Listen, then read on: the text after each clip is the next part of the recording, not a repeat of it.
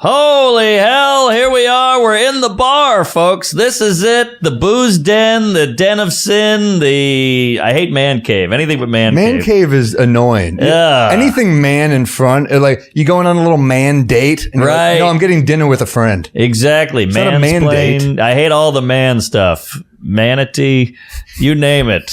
But yeah, so here we are. Matt built us a bar.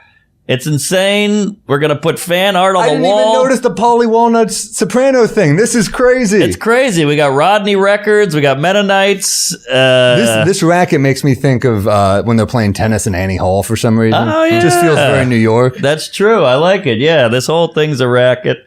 And we're figuring it out. We got a bartender over here. What's going on, Dan? How's it going, guys?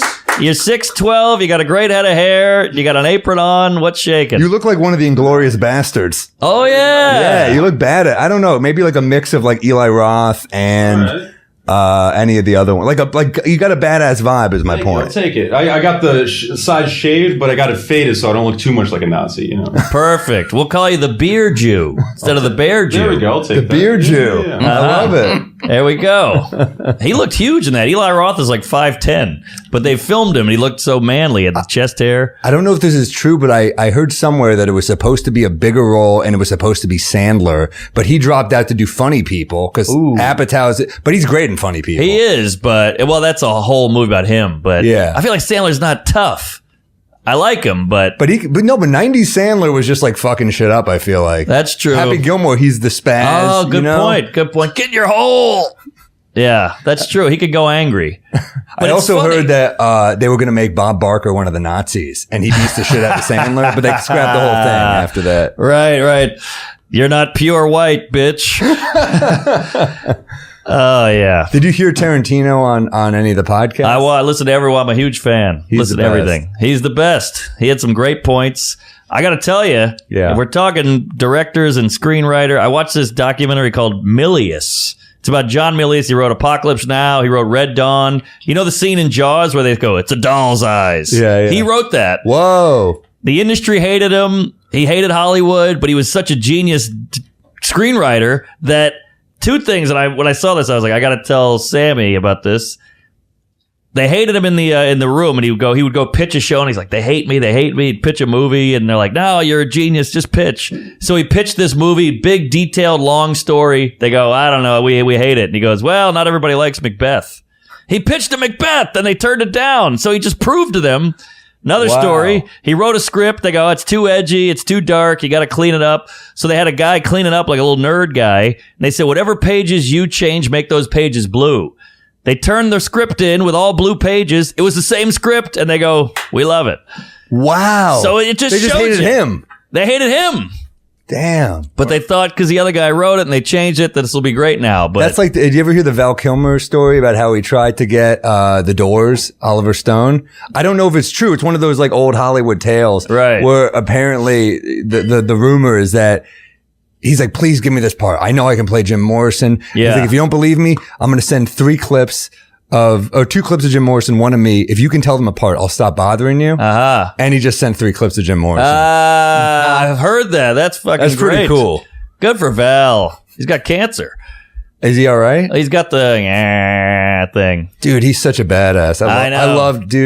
I loved Val Kilmer, man. Love Heat. Love Top Secret. We love you, Kiss, Valley. Kiss, Bang, Bang. Yes, he's great. I was talking to a friend once, and what I've heard is that he'll just, because he was in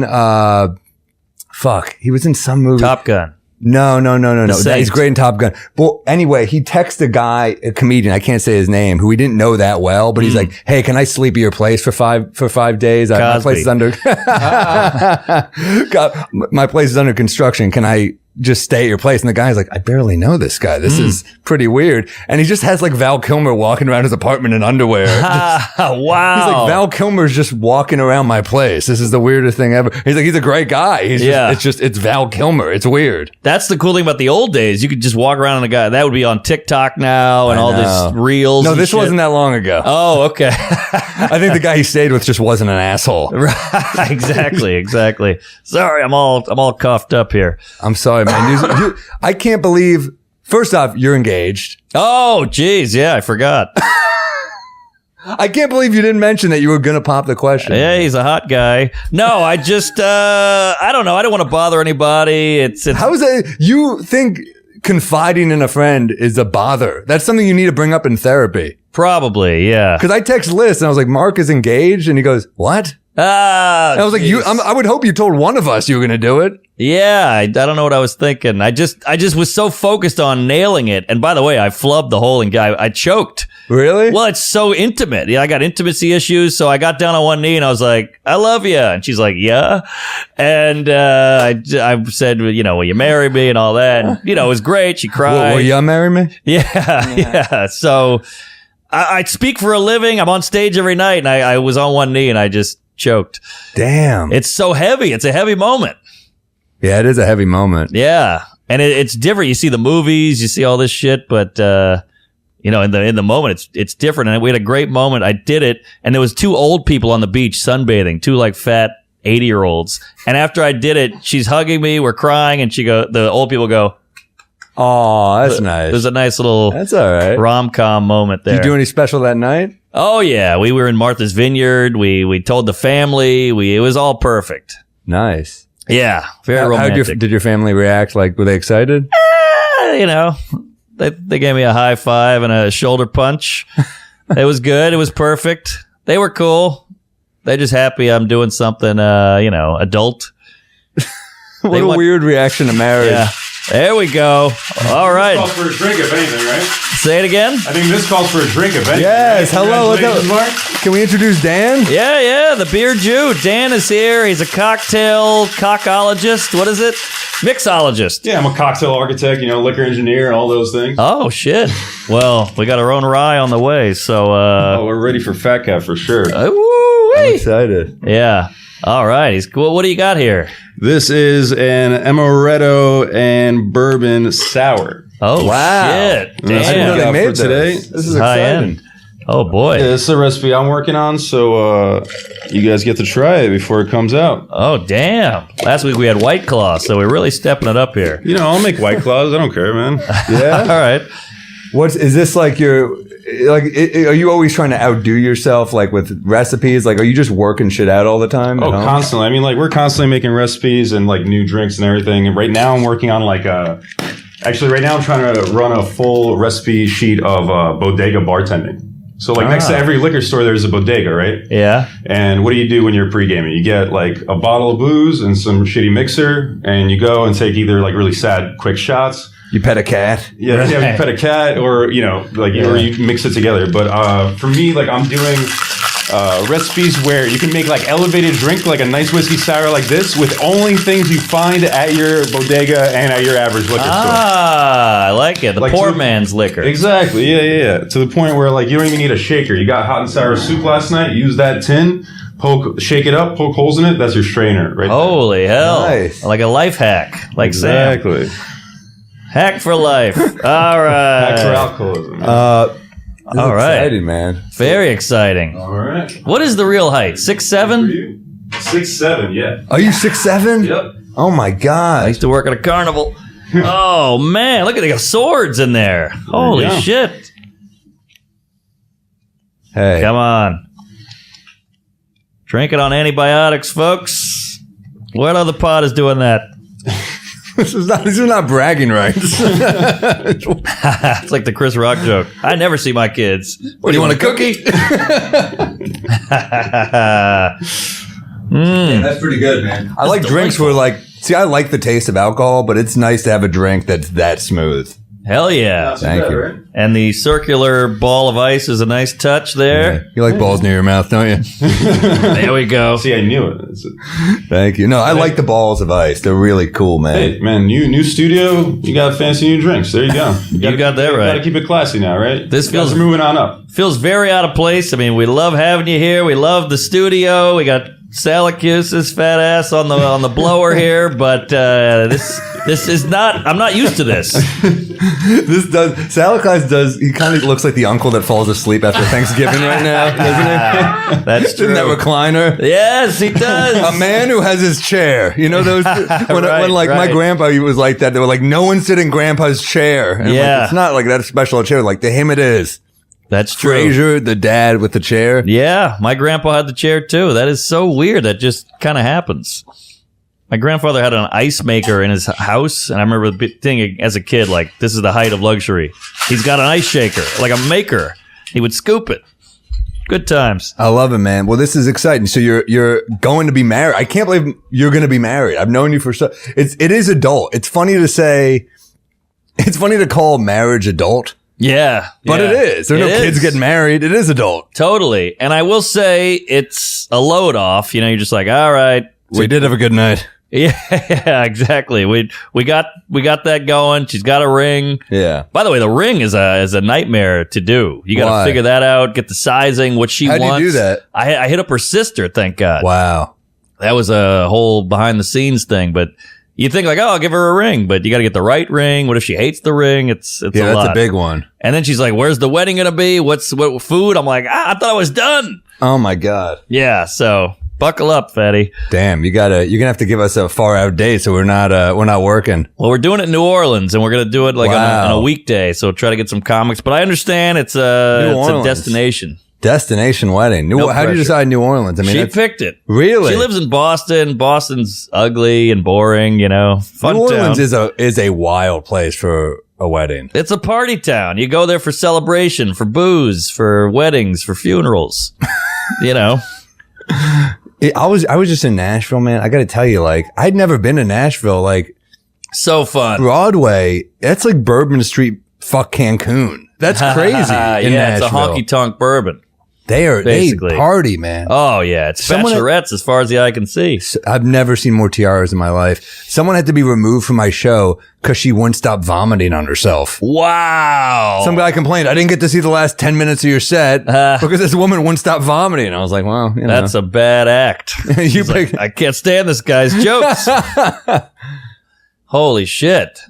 Yeah, that's a great club. Yeah, it's good. It's a good time, man. Yeah, Lucy, Zany's Nashville, shout out, great time. Where were you just? I was in Houston. That's right. Big room. Yeah. Big crowds, big people, big state.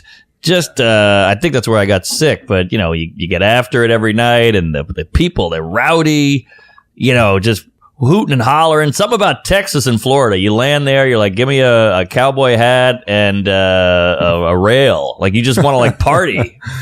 Yeah, I had a guy, I was like, I couldn't tell what kind of hat he was. I was like, what is that? And he goes, it's a Stetson. I was like, I'm supposed to know what a Stetson is? I'm a Yankee, dude. Right. He was so pissed off. Then it turned out he also had an ankle bracelet. So I'm like, maybe you should be more worried about, you know. Yeah, exactly. I had an old joke. It's like, they hate the mask, but they'll wear the cowboy hat. I know. I'm like, it's so silly. The cowboy hat, I don't get it. I know it's a what do you call it? Sacrilegious or hat religious, whatever. But it's silly. You're not riding a horse. Yeah, wasn't it? Joe List had the bit about how you're in the cowboy store, like, and you're just mocking them. They're like, that's like my whole life. That's my thing. Yeah. And then he had the great tag where he's like, I wonder if they come to New York and put on glasses and go, I'm a nerd, I have anxiety. That's a killer joke. Oh, yeah. He's pretty good, that string bean there. Dude, this is incredible. The studio, we got the Rick and Morty thing. Sorry. It's a great sign. This is not a great sign that you're coughing on yourself. He's been COVID tested, folks. Yes. We're not completely reckless, but you're just coughing on yourself. You're drinking booze. Yeah. But hey, the show must go on. I wanted to see the studio. I wanted to see you. I feel like this is Hamlet. Yes, exactly. We got to push through. This is my little skull. I love it. Dude, this is a damn good, if you're going to drink, and a little bourbon's not horrible for a cold, right? Good point. You have one, I think you have one, you're okay. I think you're right. I'll have a hot toddy when I'm sick every once in a while. Yeah, cut to me on the Amtrak, just, yakking. I'm like that girl at your show here. But it's an hour and a half ride. I'm going to Philly. 8 shows. We keep adding shows. That's exciting. That's a great club, Helium. Great. Probably my favorite club. So you're there 2 shows Sunday, that means? 2 tonight, 2 Sunday, 2 Friday, 2 Saturday. That's incredible. Yeah. I'm there in, I think, September. I love that club. Love that club, but I wish I wasn't sick. I want to like dive in, you know? Yeah, but just, dude, take care of yourself. Like, that's the thing is you got to pace yourself with this shit because, you know, you're on the road every week. So am I. You can't just like. Yeah, you're right. Cut loose. Like, oh man, I saw Nate Bargatze in Nashville. We talked for hours after the show. Oh, it's nice. like such a great guy to see. Such a great comic. He's hilarious. Full of wisdom. Yes. You know? He really is. So don't get into politics with him.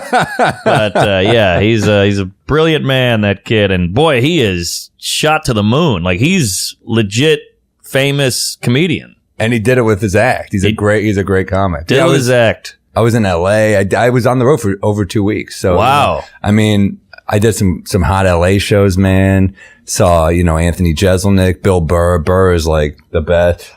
I was so embarrassed. With the mask and everything, you don't recognize people sometimes. So I literally get off stage and some guy in a mask, sunglasses, and a hat goes, "Hey, Sammy." And I'm just like, "Oh, hey." Yeah. Or maybe, "Hey, Sam," whatever. "Hey, Sam." And I was just like, "Oh, what's up?" And he goes, "Oh, okay." I was like, "What?" And then I turned to someone, I was like, "When does Bill Burr get here?" Because I don't want to see his set. Right. And he goes, "I'm here." And I was like, "Oh, Jesus, I'm sorry, man." And no one hates big timing more than Burr. Well, it was an honest mistake. I just didn't know who it was. I thought it was someone I didn't know. But he didn't know that. It wasn't big timing. I mean, I'm aware. We love the guy. But I'm just saying, that's how he probably read it. No, I don't think so. But why would anyone big time him? No, he said, "I thought we were better than that, but it's all right." Yeah, like, you Jesus see? Christ. Yeah. Well, you know, comics, we need an ovation. When a comic walks in, you got to blow him a little. When it's someone you haven't seen in a while. Yeah. And I love seeing him. He's the best. He's the man. He's the best. Probably one of the best cooking. Or ever. Shit, I went cooking, you went ever. Now I got to go ever. I buried you on that shit, dude. He's one of the best. He's a legend. Mount Rushmore. I'm sick of Mount Rushmore, by the way. Why do I have to limit 4 comics? I thought it was fave 5. Now we're good into 4? Yeah, and what's up with 4-star, 5-star? Which one is it? I don't like the whole favoriting thing. You know, here's the other thing. Remember like MySpace back in the day? This is my top 10 or whatever. Why are we always ranking people? How about we just are friends? Bad news. That's leads also to fighting. That's like girl shit. Yeah, it is girl shit. Because you have bridesmaids, you know? Right. Guys, there's a best man. There's just one. Uh-huh. And it's like, it's not as competitive. I don't know. Yeah, good point. Yeah, that's true. It just leads to I don't even like the best man idea. I don't love best man either, because then your other friend goes, "Geez, I thought I was in there." It's just all bad, because you're picking and choosing. Yeah. I don't like ranking people.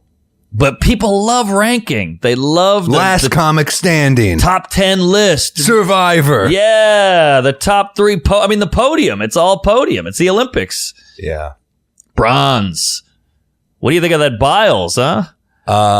You know, I think here's my take on it. If you worked that hard to get there and you think you got to go, you got to go. Interesting. Like CeCe Sabathia, one of my favorite baseball players ever, Yankee, alcoholic his whole career. He bailed on the Yankees one year to go to rehab, but it's like for his family, dude. Like I think if you were like, this is life and death. Yeah. For me, like, all right, what if she wins and then kills herself? Jesus. Like I think mental health is real. I believe in that stuff. So, you know, I did tweet, I'm going to take a step away from my mental health to continue to pursue stand up. But, great you know, tweet. I'm with it. I just heard Sabathia on Fresh. Yeah. I mean, he was an alcoholic. Shit. And he was a pitcher. So when you're a pitcher, you can kind of get away with being an alcoholic because you throw like once every 5 days or something. Right. So he'd be like, I'd pitch, I'd party after that night. I'd be hungover as shit. I'd drink the next day and then I'd kind of recover for 3 days. Yeah. But like but he would go, I mean, he's 300 pounds. It's like he would drink a shitload. Yeah, it's like Andre the Giant. They said he had like 8 cases, 4 bottles of wine, and you know. Can you imagine getting fucked up with Andre the Giant? Oh my God, that'd be a nightmare. You couldn't keep up, and then they said he would fart, and he had a huge dick. Takes 3 people to carry him into the fucking, unless you have Hulk Hogan, he carries him to the hotel. Imagine that Uber, like, no, don't come in. No English. Yeah, right. Yeah, he must be a nightmare to get around, that guy. But what was I going to say? Biles. My thing is, I get it. Look, do what you got to do, protect the health, but like, I don't know, don't sign up and take. Someone else could have had that spot. True. So that sucks. But I guess she couldn't. She already have known. got a silver though, right? I don't know. I mean, is she not the best ever? I think she's definitely the best ever. I don't know. Yeah, I also think like, man, I don't give a like the Olympics just kind of. I don't give a shit either. People are all riled up. Don't give a shit. It's patriotism. I get it. Like, I care about like Team USA basketball, and we're getting embarrassed, man. Oh, like, yeah? It's crazy. It's like differences in philosophies because Popovich, who's like this genius coach, but then all the players are young and he's an old guy. And I think there's a clashing on what offenses they think they should run. Oh, what? And, yeah. So it's a bummer to see America. I mean, you think of America as the dream team, but these other countries have gotten pretty good now. Our players are better, but they just have better chemistry. Interesting. Man, I thought we were the king of b-ball. We invented it. We don't have our best player. Like LeBron isn't playing. James Harden's not playing. Kyrie, AD, like all these great players for us aren't playing. Why wouldn't you want an Olympic medal? I would just be like, all right, we'll go grab that. One. Oh, he's got one. And I get it. Like the fucking guy's old. He doesn't want to keep playing. Like, I guess. In the off season too. It's year round. You got to protect. He's been injured all year. It just doesn't feel like the Olympics are what they used to be. It used to be like this insane event. Like if you win, you're huge. Yeah. Now I think you get more clout for pulling out. Yeah, you get some sponsors. She'll probably get a therapy app or something, and she's already got the gold. Therapy app. This is a great business move. Now she's going to get some love from meditation with Biles. Hey, flip right this way or whatever. Flip your life around. Yeah, that's a good idea. You got jumping hurdles? Me too. Come on by. We'll get you feeling better or whatever it is. Pretty genius. Yeah, and Kevin Spacey can do the Me Too app, so it'll work for everybody. Yeah, and pull out. I get the pulling out. Yeah. I love pulling out, but why do we have to throw her a party? Just pull out. Hey, you're out. All right, throwing her a party. Those are the other people. People are like, you're my hero. That's like, what's weird. Okay, well, that to me is also crazy. This is.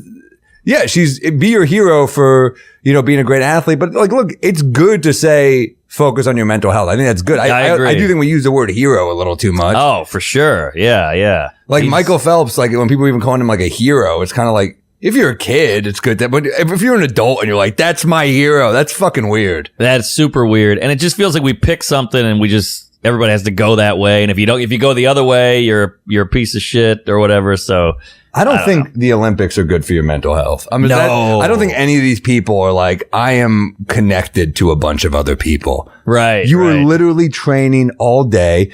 Think about she's been sexually assaulted. Like, think of the abuse in the gymnastics world, right? Sure. Like, if you're a gymnastics coach, you should have a background check like you're assumed you're in fucking ISIS or something. Agreed. That should be the background. You want to train teen girls with tight bodies? We're going to need a minute to go over everything you've ever done. Yeah, also, that's true. We got the TaskRabbit backstory. We should have this guy's backstory. Exactly. There's been Uber got interviewed? Yes. And they probably haven't, by the way. But, so that's another thing. I also think about like Michael Phelps. Everyone talks about like he fucking hated swimming. Like that'll make you hate it, right? Like think about the hours you have to train to be that great. You learn, I think you just start to hate it and you lose your life. And basketball, you can like you have other people around training you. You have a connection. Swimming, you were just in the pool doing laps. I think the mental toughness, like remember when Diana Nyad swam from Cuba to Florida? It was like 61 miles of swimming. She's getting stung by jellyfish the whole time. What? She's 61 years old. Can't you get a pool? I mean, I think it was like one of the things I want to do this. And you're also like, Cubans have done this. Yes. Cubans have done this. That's how they got here. Right. But she was like, I'm going to do this with like people monitoring me. I think that's pretty amazing. To me, that's one of the most amazing athletic feats just mentally to keep going. Totally. Yeah. But maybe you have to have that to be an Olympic winner. Oh yeah, you have to. It's mental toughness too. I mean, I just think when you're swimming for 61 miles, you didn't check your phone for that whole time. That alone is impressive. That's a good point. Yeah. No waterproof phone down there. That's a great point. Yeah. Yeah. I'm with you. It's crazy. I just don't think people care as much. Like, what do you give this a goog, Sally? What do you get financially if you win a gold? Because I'm sure here. I'm sure there's some. It's about the endorsements. It's not about the winning the gold. I think you get a little cash prize though. Oh no. No. You get money if you win an Oscar too. By the way, nobody talks about that. How much? I think it's like $100,000 or something. Really? Yeah, which is nothing to sneeze at.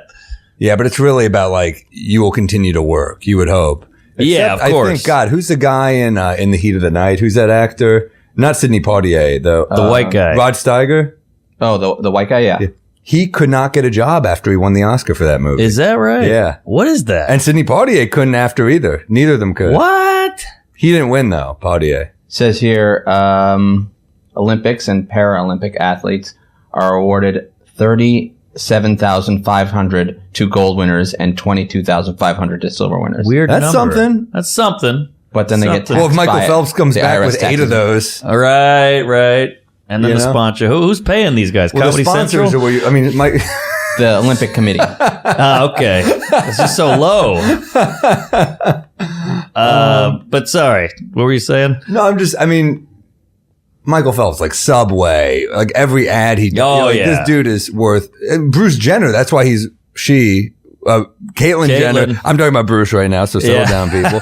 Bruce, when Bruce was the athlete. Olympic champion, Wheaties boxes. That's where you get that net worth is all the sponsorships. Right. Yeah, he was huge. I mean, remember Phelps got in trouble for smoking weed. Yeah. That was big. He hit a bong load or something, and he lost a Cheerios ad or something, cornflakes. That's all I saw, which first off, I you know. should be embracing. Of course. Who eats more fucking cornflakes than potheads? Also, this dude's eating probably so much of your shit when he's high, exactly. And then also, Yeah. Michael good- Phelps Good point. Michael He's raiding Phelps- that cabinet. is he's probably like, I am so burnt out mentally because you have to focus so much.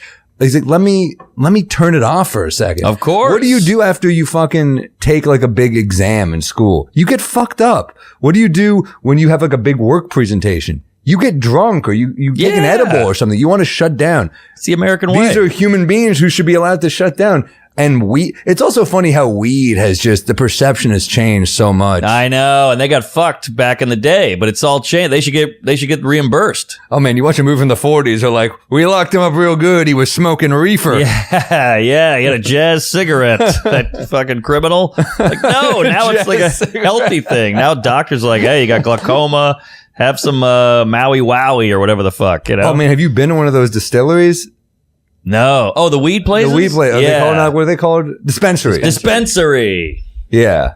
It's insane. It's crazy. They have like crackers out. I know, it's wild, and I'm not a good weed guy. So people are like, try this, try that. I'm like, if I eat this, I'll be cuddling the cat in this corner right now. I'll be You're ruined. pushing feelings away, and weed makes you in your head. And I'm the Oh. same way. I mean, Yeah, that's why nightmare. I probably bonded over alcohol is because you shut down. Here. Well, you got to shut down every now. Give me the Oscar money, please.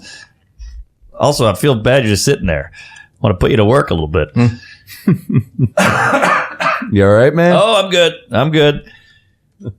Helps to loosen the mucus. Can I get another one of these, or is that horrific? That's up to you, bud. All right. Can we go maybe a little less sweet? No problem. I'm sweet enough, as they say. All right. Thank you, Dan. Absolutely. I'm your board certified, not your doctor, so I got you, man. Wow. Well, they were considered doctors back in the day. Yeah, it's like, you got ghosts in your blood. Do some cocaine about it. Hey, right. They called it elixir. Yeah. Or, some shit. They, yeah, that's, dude, I gotta give you a rec. I got a couple. Oh, please, I got yeah. a couple good recs.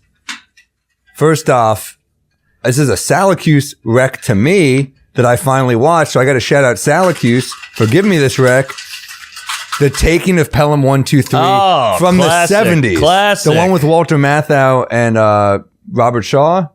Oh, Dude, yeah. it's incredible. Jerry Stiller's in it. Wow. Oh, thank you. I'll take one more too. What the Just the New York scenes alone. I mean, so badass, so gritty. 70s, baby. one of the best New York movies of all time. Probably, yeah. I can't believe I've never seen it. It's one of those movies where, so basically a subway car gets taken hostage. Yeah. And Walter Matthau is, kind of the MTA guy who's in charge. He's like a transit police, which I didn't even know existed. I'm going to be honest. Of course they exist, but I didn't put it together. Yeah. and Jerry Stiller. What I love about these guys is literally every person who is informed about the hostage situation on the train is annoyed. It's the most New York. Perfect. Literally every character is like, there's been a train overtaken. They're like, this is exactly what I need today. That's my route. Yeah, that's perfect. That's how it should be. It's the best. So good. So good. And when you watch it with this guy, he gets all misty because it brings him back to his youth because he's 68 years old. But he gives great movie recs, this guy. Oh, yeah, he gets it. He knows what's up. Shit, I gotta give you a rec. Oh, my rec's not as good as that. I got another one too. Please. So you go first. Well, I was just gonna say, I hope nobody's done this, or I hope I haven't done this already, but I think I might have done this. It's streaming on Amazon, by the way, if you want to watch it. Oh, there you go. If you have Amazon. Keep Airborne in the house. You got Airborne?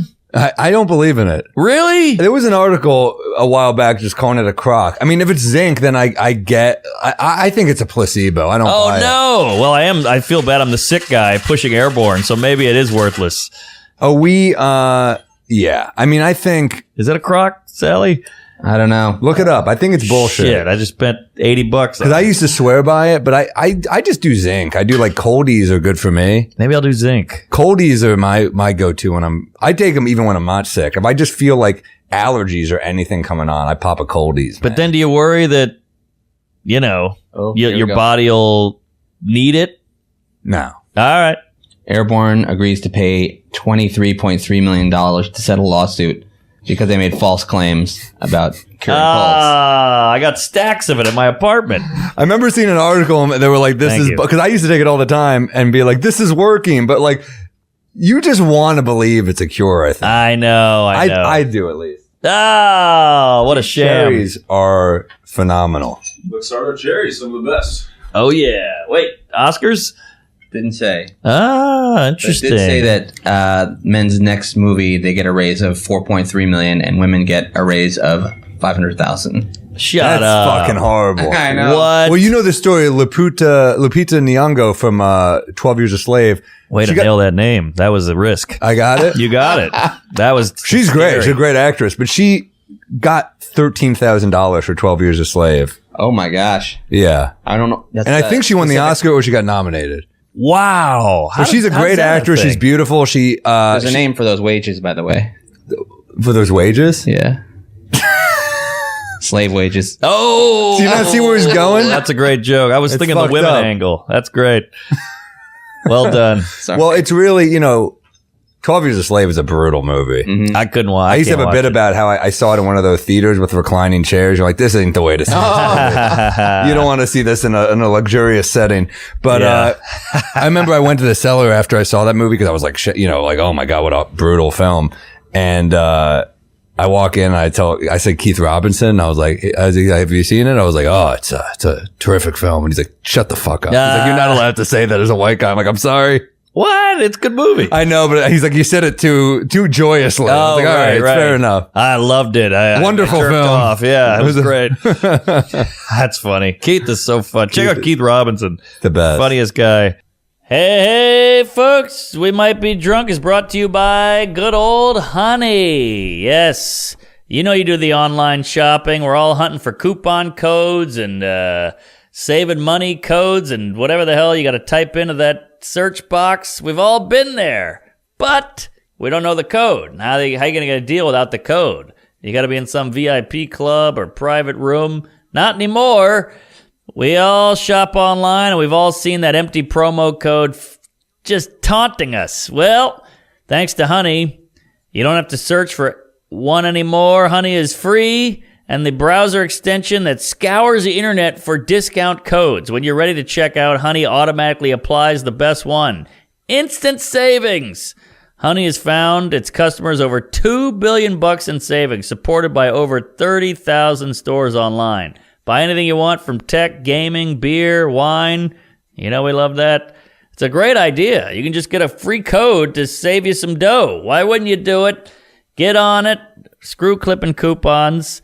I just bought some shoes. I used Honey, found a nice promo. Cut me down quite a bit. So you should do it too. If you don't already have Honey, you could be straight up missing out on free savings. It's literally free, installs in just a few seconds. Save some dough and support this pod. Get Honey for free at joinhoney.com/drunk. That's joinhoney.com/drunk. And get that honey, baby. All right, let me give you a... Give me another rec. Oh, I got a peeve for you here. Hit me with a peeve. All right. Okay, this has always bugged me, and I've always known it bugged me, but I could never think of it. And then it happened to me, and I wrote that shit down instantly. When someone offers you something, like, hey, you want a piece of bread, or you want some cookies I made, and you say no, and they get pissed.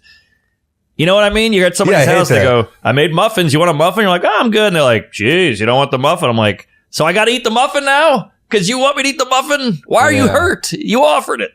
I think those people are like, they feel good that you ate something that feels good for you, but what feels good for you is actually not eating the muffin right now. Muffin. So they should hear you. Yes. Wow, that was like a therapist answer. That was really good. Wow. Man, you should charge me. And it drives me nuts. People do that, and it's tough, especially people bring food to shows sometimes. I'm sure you get this sometimes. Oh, yeah. It's like one thing to take food from a stranger. I'm like, I don't know what kind of practical joking lunatic is like bringing brownies that they laced with something. I know. I eat every one of them. Really? I can't not eat it. If somebody brings me a box of cookies, I'm going to eat them all. Yeah. I'll take it. But yeah, I just hate when people offer, because now you feel like, all right, I guess I have to take it because I don't want to hurt this person's feelings, even though I don't want a turkey leg at the moment, you know? Turkey leg's a tough one. It's a bit Muffin's much. A little... You know, and the booze is the biggest one. Hey, you want a drink? Nah, man, I'm all right. I'm hungover. I've never seen you turn down a drink in my life. That was a bad example. But I hate when they get upset when you offered, I don't want it, and now you're mad at me. I think some of those people don't want to drink alone, too. That's the other thing. If they're drinking, they're like, yeah, have a drink with me. And you're like, I got to wake up early. And you're just like, come on, have one drink. Do you have one drink? And then at a certain point, you're like, all right, at a certain point, this is, It's a bit much. It's a lot. But that's if you offer, don't offer it if it's an empty gesture, you know? You just want me to have it. Yeah. I don't know. If your feelings are on the line, don't offer it. Yeah. You can't get too emotionally attached to the offer. Yes. That's what it really is. Exactly. Because there's a lot of things you don't want. I love a muffin, but... I mean, I love a muffin. I'm the muffin man. But I got a muffin top. But I'm just saying, if I don't want the muffin, it's not a personal attack. This is another one I get a lot. I got a new phone, and I go, new phone, who is this? Whoa, oh, you deleted me, huh? I'm like, it's a new phone. Yeah, also, maybe I didn't save your number. Or that. I'll do a thing now where sometimes it pops up on your phone, the name, so you just don't save it. Maybe. It says the name. John Wilson. So you forget to say it. But then, then they text you in 2 months. Right. And there's none of that. Right. And they're like, oh, you don't know. And it's just like, look, man. It's not personal. It's not personal. I'm a fucking mess. Yes, I'm the mess. Yeah. Not you. You're the egomaniac loser. I'm a mess. Right. Fitzdog used to have a great bit about you don't remember me? Like when he meets a guy, he's like, and he's like, what a dick. I'm like, how about be more memorable? You know, this is my fault. You're boring. I'm ruining the bit, but it was a great point. No, but it's a fair point. Yeah. Yeah. Make a splash, will you? All right, well, give me a peeve. Let me give you one more rec first. Oh, okay. So I just read this book called The Big Goodbye. It's incredible. It's about old Hollywood. If you like movies, you will love this shit. It's great. It's like Chinatown. Roman Polanski. It's about Roman Polanski and the Sharon Tate murder, which is brutal. But then it's a lot about Jack Nicholson, who's just the fucking man. He's the man. As if I didn't love Jack Nicholson already enough. It just made me love him 10 times more, because it turns out he's the most loyal dude on the planet. Robert Towne was crazy guy. I mean, it's cool to see that. It's cool that there's still, he punched up Godfather. Oh, okay. He wrote Chinatown. He punched up Godfather. He was the script doctor, punch up Bonnie and Clyde. Whoa. They were he saved every big Hollywood script, and he was a genius, but he burnt himself out on coke. He would take coke the way we take an Adderall. Whoa. He'd be like, all right. But then he would also he would drink vodka to level out. So it's but he was, Ben Affleck, the director. Whoa, wow, that could be, dude, I gotta say, Affleck's a great director. Yeah. Is he? I mean, The Town is incredible. Oh, he did The Town. He starred and directed The Town. Wow. And Argo. And the one with Morgan Freeman and Casey Affleck. Oh, Manchester by the Sea? No. It's a noir. Oh. Look it up. It's Casey Affleck, Morgan Freeman, Ed Harris, John Ashton. Man, I'm good with actors' names. Yeah, I'm not good with titles. But, how about... Oh, dude, some of the stories in this, like, it's a lot about Robert Evans. Oh, I love Robert Evans is like the ultimate hilarious. Over the top, cliche Hollywood character. He's the producer with the feet on the desk and the cigar, and he even talks that way. You know, he's like, dude, I told that Hebrew to get off my lawn. You know, like he's so old school. That's how he called Nicholson Irish. He called that Mick. He called Town the Scribe, and he called Roman Polanski the Polak. I mean, he just called everyone. He goes, I got the 3 best in town. You tell me I'm not going to get it. And of course, he was like terrified. He's like, Chinatown's fucked. The score was fucked. But he would bullshit. One of the best scenes is like, this would be hilarious in a scene is he would always fight with like the agents to get the rates lower for the actors. Yeah. So he's arguing with Faye Dunaway's because Nicholson's just calling Faye Dunaway, who's on some set in Europe every night, like, Faye, we need you. We need you for this we need you for this part. We need you for Chinatown. You are this character. Yeah. You'll nail it like any. So like Faye Dunaway was the biggest diva, but Nicholson just knew who was great. So she loved him, but she hated everyone else, of course. And everyone said hated her. And he's calling her every night, Faye, we need you. And then Robert Evans is talking to her agent and he's like, 50 grand is the most I give her. And she's like, she'll fire me for that offer. And she'll be right. That's too low an offer for Faye Dunaway. And he's like, Jane Fonda wants the part. This is how we get Faye Dunaway. That's smart. And he's just like, goddamn, I'll see what I can do, you piece of shit. And they're yelling at each other, always in negotiations, but they were still kind of friends. Yeah. The next day, she calls back. You won't believe this, but Faye agreed to it. He goes, I'll see what I can do. Jane Fonda really wants it still. He calls back and he's like, all right, you Dunaway's in. Yeah. And she's like, all right, agree, handshake, whatever. And then he pauses. He's like, I'll level with you. Fonda pass. and she pauses and she goes, I'll level with you too.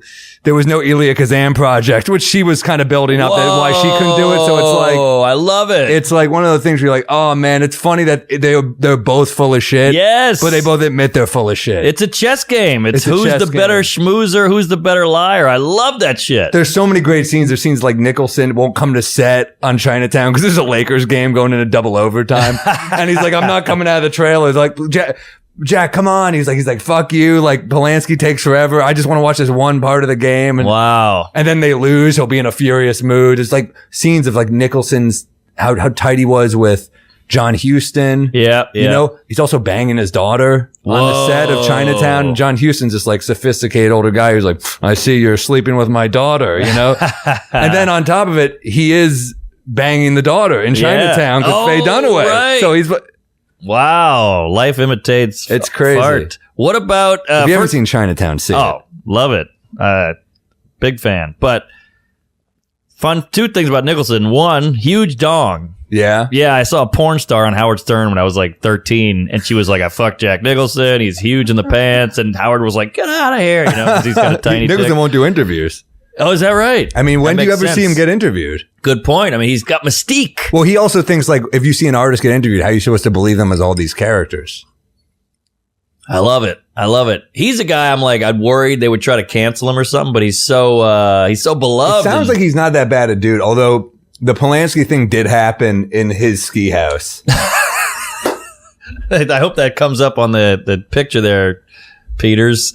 Is that his dick? Oh, he's a fake black dick, obviously. That's hilarious. Oh, I couldn't see it. That's hilarious. Dude, Oh, and then the other thing, I watched some documentary on a photographer. I forgot his name, Sally, but he filmed or he photoed all these huge celebrities in the 70s, and he's like, I did the Nicholson one. He showed up in a Porsche. We shot it on the side of the road. He was super fun and jovial. And then he zooms into the photo and his nose is all white. Oh, yeah. It's just so much blow. That was Hollywood in like the early 70s. Think about all the great movies though from the early 70s and late 60s Hollywood. That was the golden age. And then best years. Another last thing, I won't keep blabbing on about this, but one thing that like to me was like amazing is, the most horrible thing ever, the Manson murders, Polanski, Sharon Tate, pregnant, murdered, all those people get murdered in the house. And he was obviously scarred. And then they basically, the original ending for Chinatown, spoiler, obviously if you haven't seen it, like zone out for 15 seconds, you know, Faye Dunaway murdered, and that wasn't the original ending.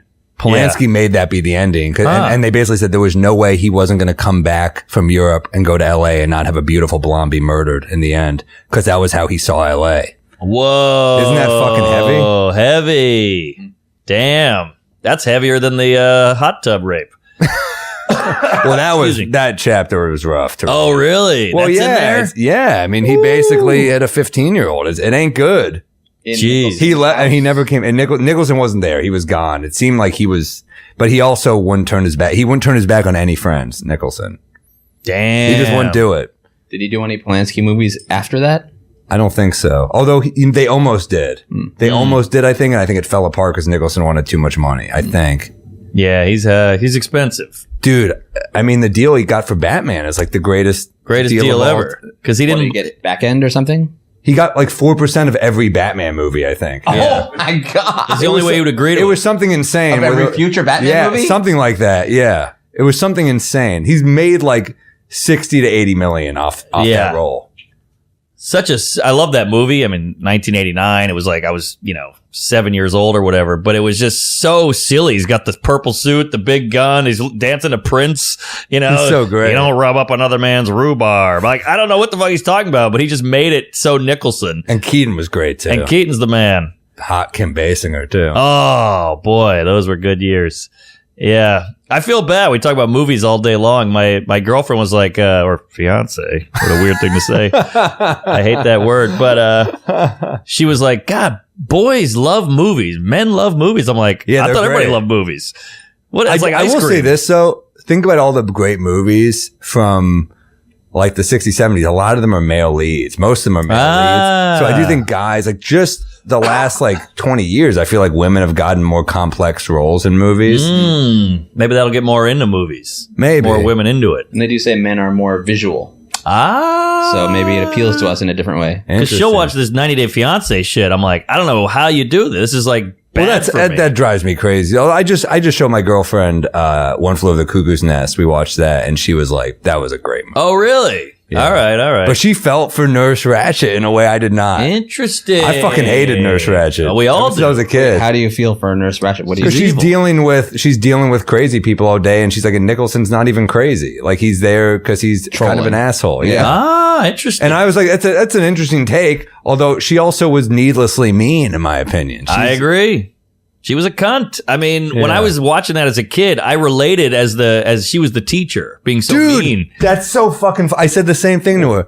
That's why I was bad. All right, our periods. I was like,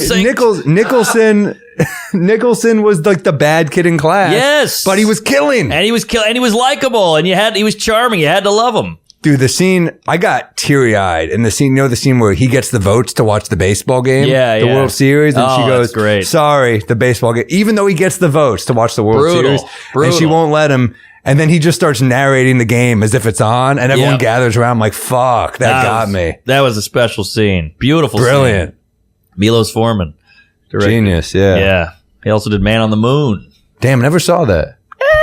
It's okay. I mean, Jim Carrey's amazing in it, but... As a movie, I shouldn't say that. It's pretty good. I got to give you a peeve. Give me a peeve. I feel like we've gone into fucking full Siskel here. I'm sorry, dude. We both love movies. Oh, I know. I'm going to peeve. I got a couple. Oh, boy. Two. This is a small one. I'll do one on myself. I like peeving my own things that I do that annoy me. Oh, I love when you do you fall on your own sword.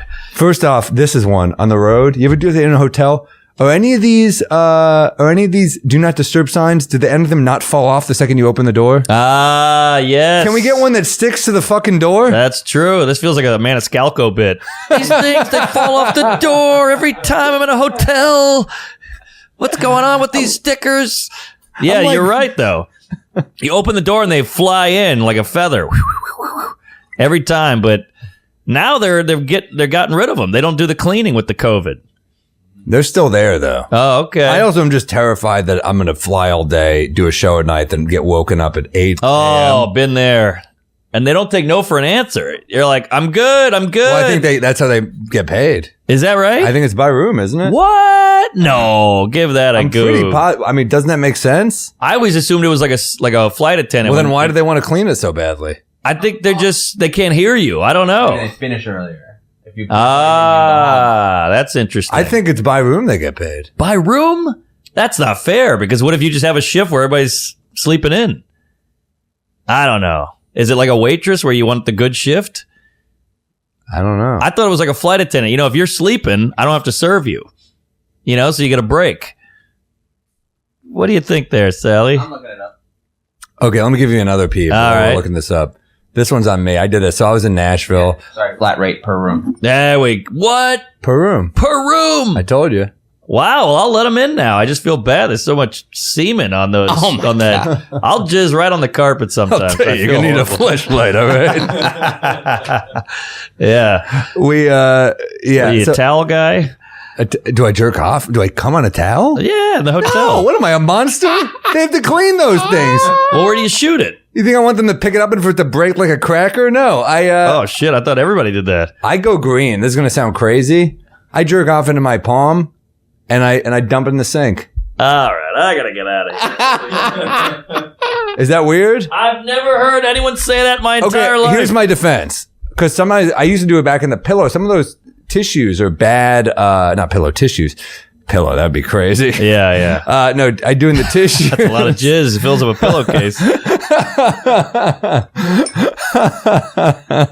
Wait, so the tissues is not great because it's all over the place. You can't really aim it, I feel. Well, my issue with the tissues too is sometimes you put it on your penis and some of it gets stuck to the hole. Yeah, good point. I just started doing the hand. I can't come on the towels. That's a cruel move. I thought I was doing the right thing. I think you're doing the wrong thing. Wow. Yeah, when I leave, those towels look like cardboard. I have no opinion. I will tell you, this is the shitty thing I have done. I don't do it as much, but I used to only trim my pubes on the road. I don't like the cleanup at home. That makes sense. I tip extra. That makes sense. I think if you do it over the toilet or in the shower. I do it. I tip extra in the room, but I also, I'll do.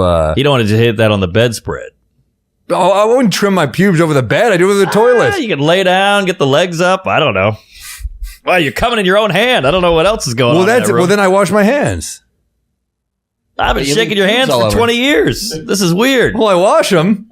I'm just worried you're going to mix the Purell and the jizz one day. Like, all right, I got my sanitizer. Muscle memory. Holy hell. I don't jerk off with Purell. No, that would be burns too much. Would burn. But so does the loneliness, right? Well, at least your dick's clean. Man, jerk off in the hand. I don't know. My jizz is very temperamental. It's sporadic. Is it? Yeah, it shoots at one of them, then like one drips. Yeah, exactly.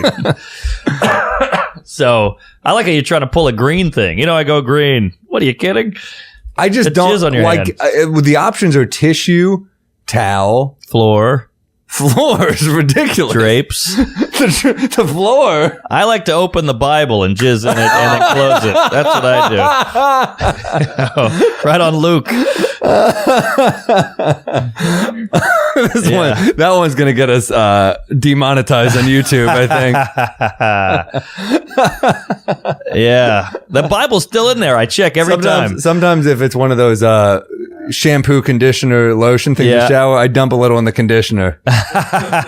Just to mix it up. Just, they won't know the difference. Yeah, that guy's got a decent piece on the left. What about... you don't want that on your search history. Bible jizz? Man, you're going to get flagged.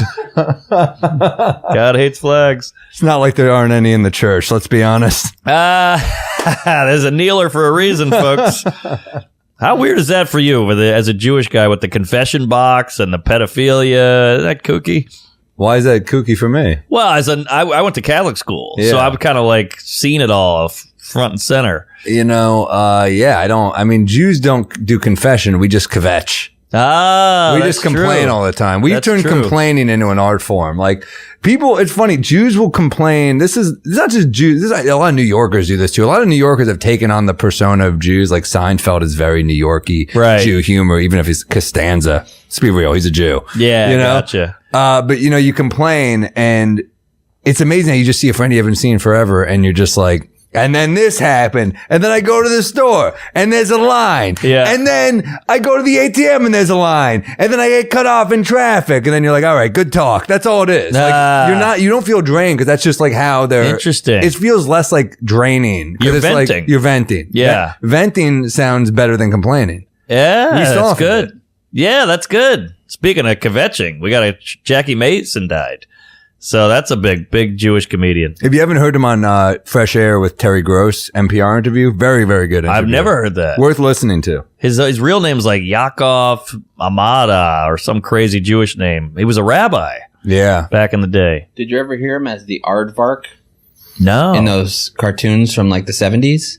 I know he was in The Simpsons. Yeah, Krusty okay. Dad. Well, oh, that's a great episode. Great app. Google that if you haven't seen it. I love it. Give me his real name. It's some crazy. I think he's Russian or Hungarian. Hideous man. But I mean, he was the Jewish comic. Like that was his thing. there it is. Moishe. Yaakov. Moishe. Oh my God. That's the most Jewish name I've ever heard. It's crazy. Yaakov. Russian Jew. Total Russian Jew, right? There you go. I used to see him, this is not even that long ago, within the last 5 years, jogging on 6th Shut Avenue up. with a backpack in like full on clothes. What? In the bike lane, not like, What? I know. He was jogging? Jogging, like a slow jog. Whoa. Yeah. So he was 88. He just Must have been in his 80s, yeah. And he's jogging still. I mean, it's not a fast jog, but it's moving quicker than walking in the bike lane. Backpack. Good for him. 88 still jogging. How about that? Good for him. I'll tell you. How old was he when he kicked it? 93. 93. Isn't that right? That's what it says. That's here. pretty good. He did pretty well.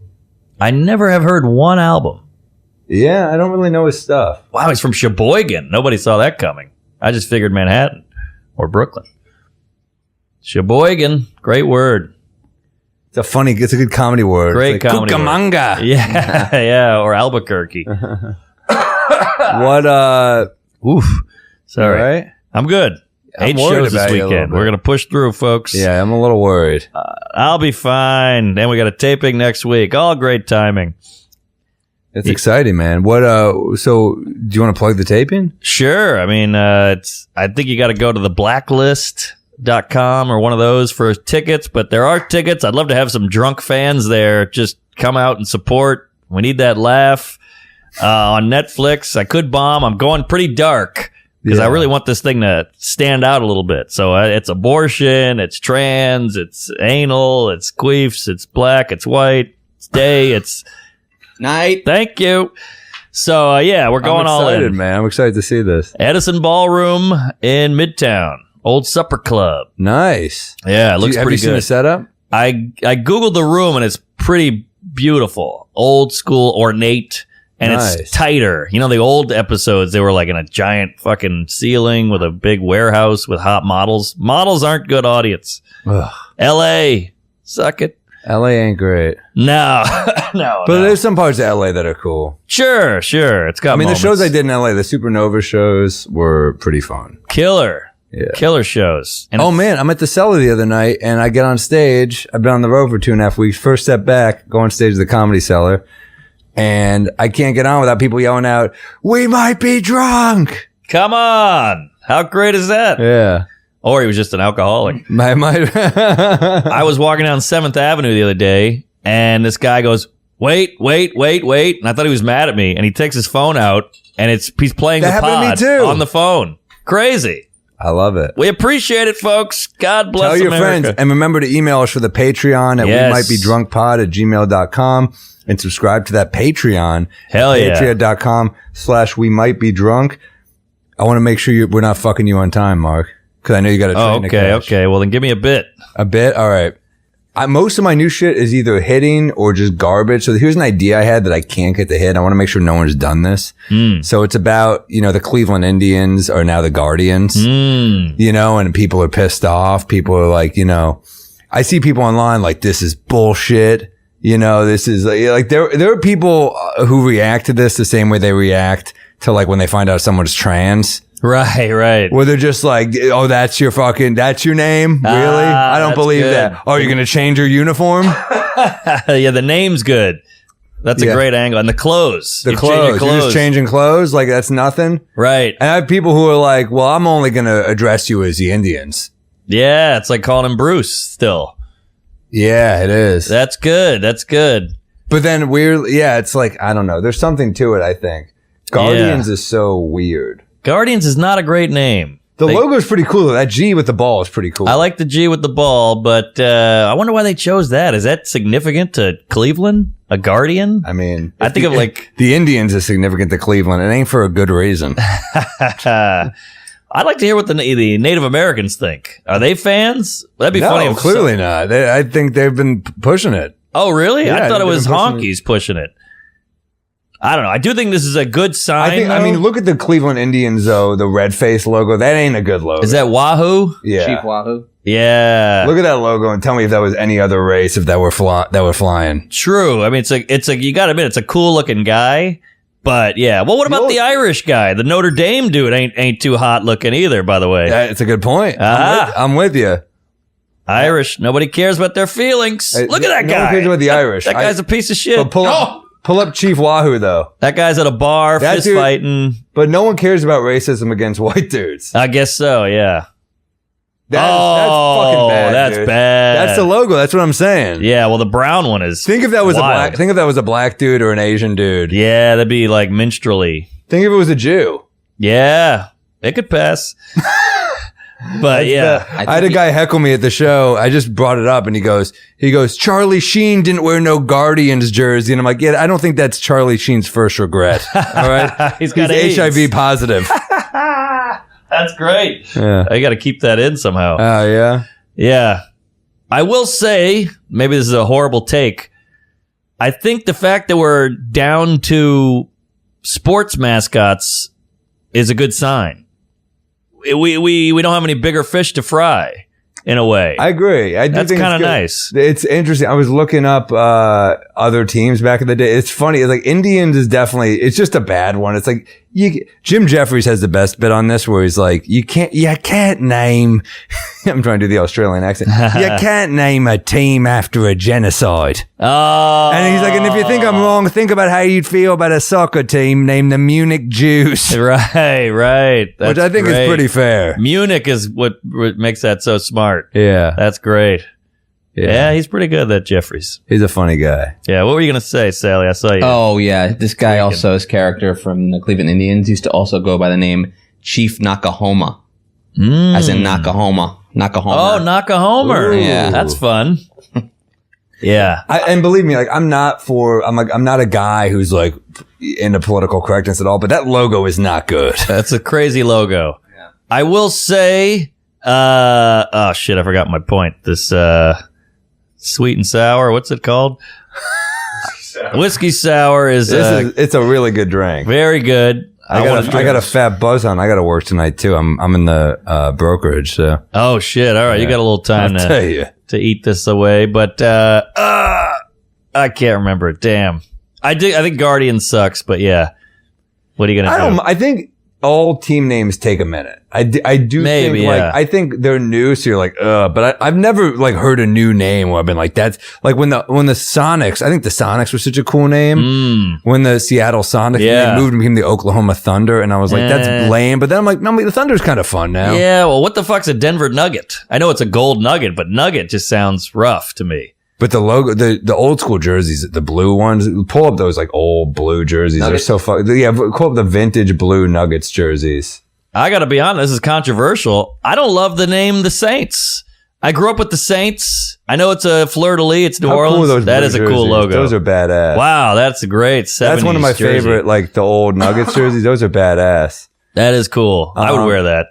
Good colors. Good colors. Yeah, I'm with you. Saints is not great. It's kind of religious. boring. Well, it's like weird. You have the Saints. There's the Angels. There's the Devils. Oh. It's like how many, like it's such a wide, Devils is so much cooler than fucking Angels. We're I know. the Angels. The Angels are boring. They don't do anything fun. You got a Yeah. bunch of alcoholics doing blow and banging hookers called the Angels. It doesn't work. And there's no fear with an angel. Los Angeles.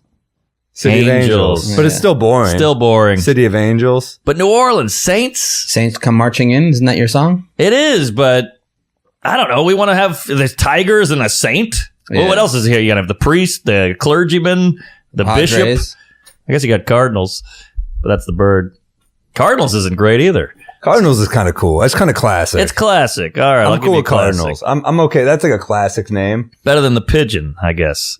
Pigeons is kind of fun, man. Come the New York on. Pigeon, the Brooklyn Pigeons. That's true. If they're like a wily kind of rough and tumble team, that'd be fun. Pigeons are just fun animals. They're just so fucking grungy in New York. Yeah. Like, I do go to like Atlantic City and see seagulls. I'm like, well, you think you're fucking better than us? They got that attitude. They're on the beach. I'm in the pigeons are dirty. Yeah, they're dingy as hell. They're rats with wings. Yeah, but you know what? I'll get near a pigeon. You're pro pigeon. I won't get near a rat, but I'll get near a pigeon. Interesting. Pigeons are part of the fucking city, baby. That's true, but what about the shitting? The shitting? They shit on the statues. They shit on the buildings. Like your car gets shit on. I don't know. Yeah, you know what? It's their city too. That's what I say. They earned it. They put their time in. They're fighting to survive, and I respect it. The way they used to hide, they used to hide under the AC, and you just hear them go. Yes, under the heater. That's true. I'm like, oh my god, are they fucking in there? Yeah, I'm like, get out of there. They'd run out like a family, just like hiding, flapping. Yeah. Also, one of the great scenes in every cliche movie where the guy goes, no, and you see the pigeons fly away. You got to have that one. Give me a bit. Well, if we're going down the race thing and the PC stuff, fun idea. Maybe it's been done. Stop me if it has. I feel like we're doing a good job of like scrubbing racism now. You know, like we're getting rid of statues. We're taking the N-word out of Mark Twain, all these things. So I wonder if in like 100 years, no one will believe we were racist because there's no evidence. If we keep taking stuff away, you know, like, no, they were bad. It's like the book just says Jim. I don't know. What's the problem? Yeah, I think obviously there's Google and shit, but it's kind of funny to like of an Amish guy.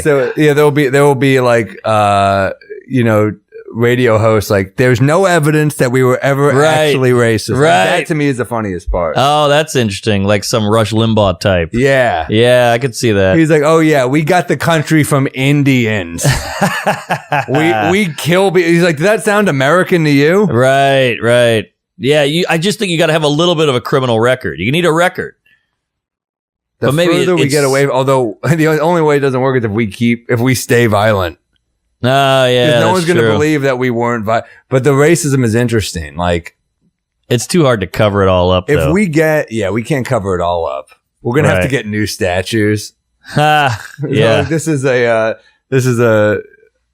I'm trying to think. Like, we get rid of like a Robert E. Lee or something. Right. Well, we already did that. Yeah. We get rid of all the statues. I'm starting to feel this a little bit. Oh, yeah. I haven't eaten. Maybe it's a nothing bit because it's almost too prove wrongable. Yeah, it's funny. It's a silly idea. It might be too disprovable. Okay. Let me give me another. All right. I want to do a whole chunk, almost like a Carlin-esque thing on things that we used to be terrified of that just we stopped caring about. Yeah. When I was a kid, Bermuda Triangle was the biggest news story. The plane is gone. Now, did we fix that? Is that over? Acid rain. What the hell happened to that? Ozone layer was a huge talk. Nobody talked about the ozone. And the Native Americans used to cry all the time on commercials. I think they stopped crying, I guess, with the casinos. Maybe they feel better. But it's just funny how this is the biggest fear on the planet, and then it just 20 years go by and you go, oh, whatever happened to that triangle? I think the fears keep getting worse. Aha. I think that's what happens. We're like now it's like ozone. Now it's like really bad climate change shit. I think it's still the ozone, is it not? Is the ozone not There's still a hole in the ozone? There's still a hole, but yeah. I feel like I heard about it every 2 days. The ozone. Watch out for the ozone. Oh, you're releasing that gas. It's going to fuck up the ozone. I'm trying to think of the big. It's funny though, they talk about like if you make it smaller fears, I think. Like Bermuda Triangle is a funny one. Yeah, that's something funny there. Now it's like, I think if it's like they've been replaced and now they're so much worse. So like realize that whatever time you're living in, it's not as bad as it's going to be. Ah, yeah. Like this shit, good. It's only getting worse. That's good. You know, like, okay, like Bermuda Triangle. Now you're like, I mean, dude, we lived through a fucking pandemic and there's still a variant. Like it's still coming, like it's still bad. Still keeps going up. So the Bermuda Triangle, we just have the BP Gulf of Mexico. That's it. Like you just have a black hole instead of a Bermuda Triangle. Right. Yeah. It just keeps getting worse. But it'd be funny if the Bermuda Triangle meets the global warming at a bar and he's like, oh man, I used to run this town. He's like, You got nothing, old man. You were, Bermuda Triangle's dead. I'm fucking. we don't even respect you, Bermuda Triangle. Yeah, we got the ice caps melting. Fuck you. I like the idea of it being like there's so much bad shit. Yeah, and it's like I'm a little slow right now. Well, you remember like the gas shortage in the 70s and, the Russians, it was there's always a fear. Those things are all things. Like, I mean, the Cold War was a thing, right? But I mean, that's definitely, especially after, race for space and then like nuclear weapons. Yeah. And like nuclear weapons were a thing. And they are a thing. Right. But when the fear is lingering after something horrible happened. So after World War II or, things like that. And then, like, it's tough because you're like, well, this is just bullshit. But then, like, COVID's a fear we never even anticipated. I know. That to me is what's funny is like the shit you worry about. Hey, guess what? There's shit that's going to hit you that you're not even aware of. Good point. Yeah, that's the ultimate fear. Yeah. It's like the monster in the movie you can't see, so you make it up.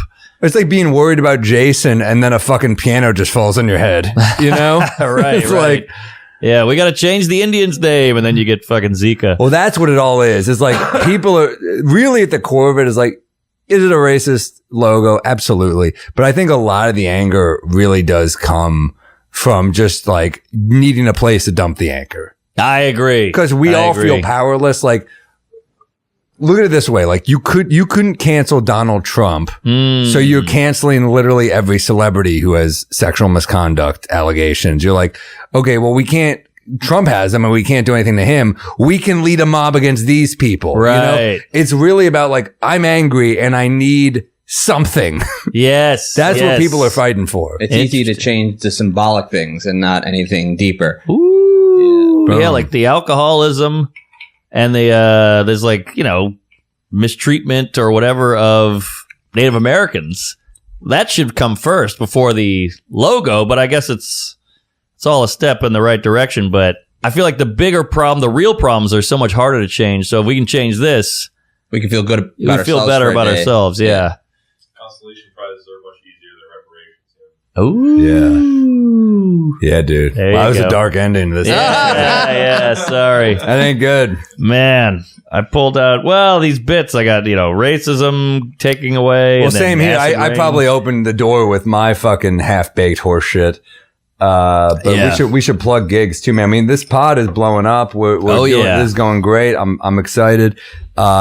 See me on the road. I'm in Lexington, Kentucky, Kansas City, Missouri, Portland, Oregon, Royal Oak, Michigan, Boston, Massachusetts, Atlanta, Georgia, Millersville, Pennsylvania, Philadelphia, St. Louis, Missouri. All over the place, sammorril.com/shows. Hell yeah. Same here, marknormancomedy.com. Going to Nashville, going to Buffalo, going to West Palm Beach, all over the place. Brea in California. Say hello. Madison, Portland, you name it.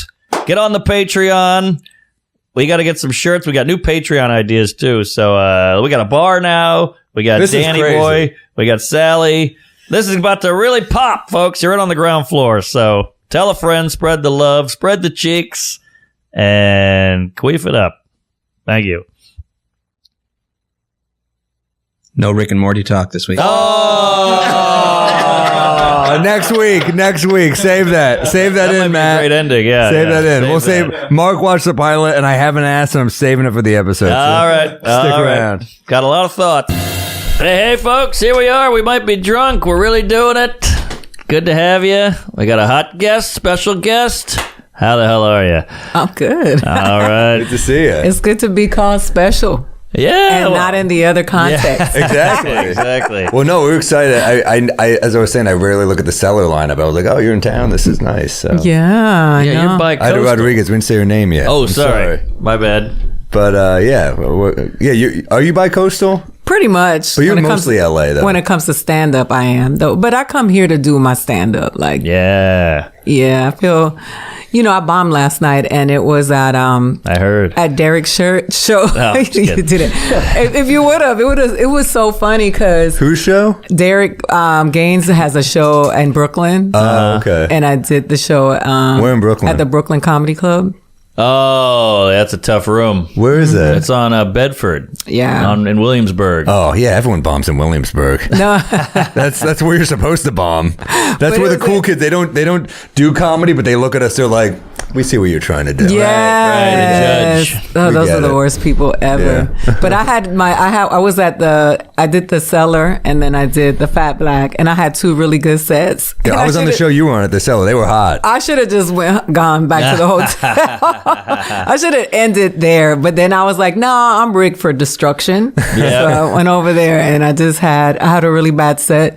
And when you have a bad set in a black room, it is intensified, right? Yes. Because then Derek went on stage and like killed me after I just bombed. So it was funny. That's the worst feeling when I remember I did New Year's in this awful old room called CB's Comedy Club. Oh, yeah. You remember it was like the alt to the Cellar back in the day. Right. But I remember I went on, I was there with my girlfriend at the time, it was like many years ago, and I bombed so hard and I was like, well, no one's going to get him. It's New Year's. Literally like 3 words up, Yamanika starts crushing. And I was like, it's just me.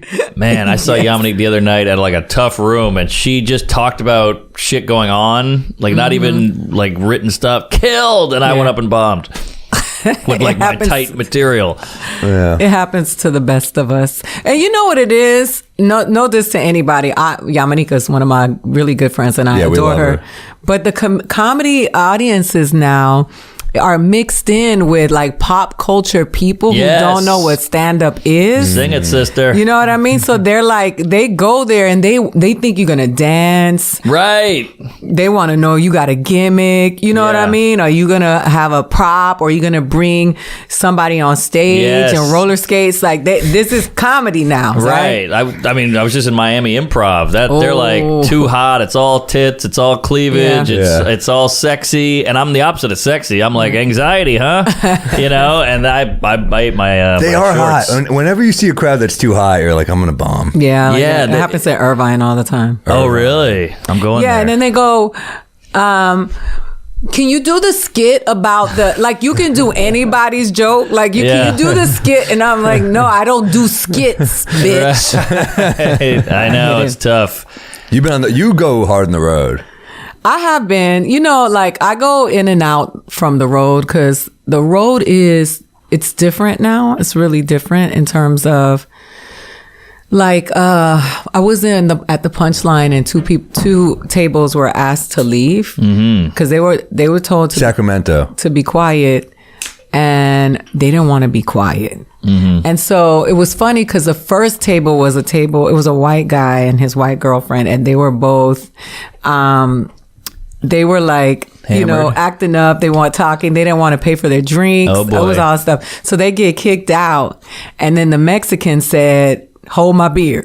And then they went, really? because there was somebody in the audience that was like, white privilege. Right. And then the Mexicans were like, nah, let me show you that we about this life too. Hold my cerveza. And they got, exactly. Damn. They ended up getting Which show is it? escorted. It was the Friday Night Late Show, of course. The classic. Yeah, absolutely. That area too, you can kind of hear like motorcycle gangs going around true. at night. You're like, it's weird to be on stage and you. Oh my God, how you know? It was that night. Yeah. And I was like, the Sons of Anarchy are outside. Go join them. It was a whole thing in the parking lot. It's not good. Yeah, that's not a great area. I hate when you can hear the outside in the club because it just takes you out of it immediately. Yeah, You know? I'm up here because I'm insecure. You're doing that because you're insecure. Yeah. It's too much. Right. It's too much. Exactly. Yes. Like if I'm jerking off and I hear my girlfriend in the other room crying, I'm like, hold on, you're taking me out of it. Or helping. It's always about you. Yes, exactly. That is a great club, though. I mean, the other shows are great. No, though, they right? were. I mean, all the shows were great. And you get your people now. Yes, and the audience was the one that went off on them. I didn't have to say anything. Oh, I love that. That was the beauty of it all. This guy was like, if you don't want to be here, shut the F up. Get out. He was like, don't worry, Ida, we got him. I was like, oh, man. It was, the white on white crime was beautiful. Beautiful. We go hard at each other. We're scared to get called racist, but we'll go at each other.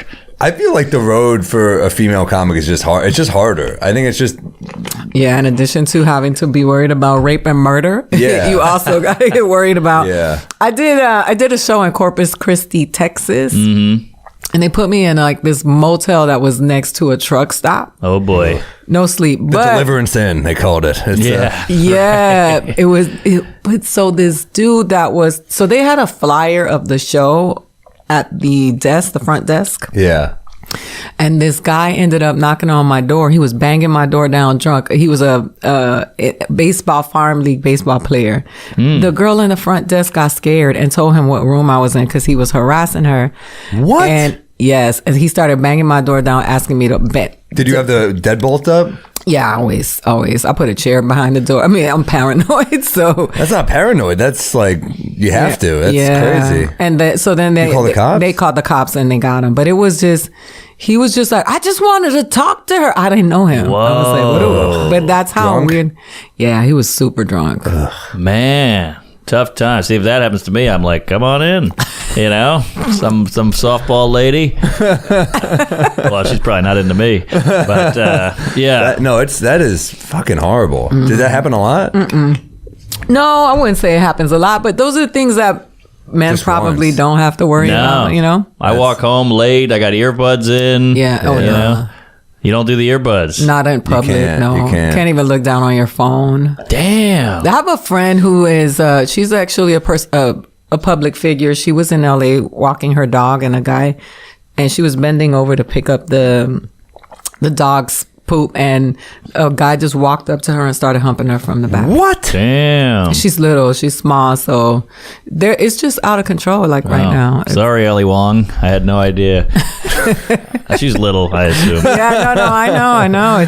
It's Yeah, that's crazy. But yeah, that's why I always say, like, Mark and I are on the road every week, but I always think, like, I mean, you're a female comic who does the road hard, you know, you go hard with it. So I'm like, oh man, I respect that always, because I know it's a different thing. Yeah, even when we went to Bermuda, like I remember that. What? You guys dated? No. Oh, sorry. No, we did a show in Bermuda, yeah. remember But that, the relief was that he was there, so I didn't have to Hey. be by myself, right? But like when never you hear go out that. of the country, I went to Dubai, and I had them change my flight. I was there for 24 hours. I did the show, and then I went back to the airport, and I wanted to leave. Really? Yeah, I didn't feel safe Well, there. they got women's stuff over there. It's a Yeah. different world with the ladies there.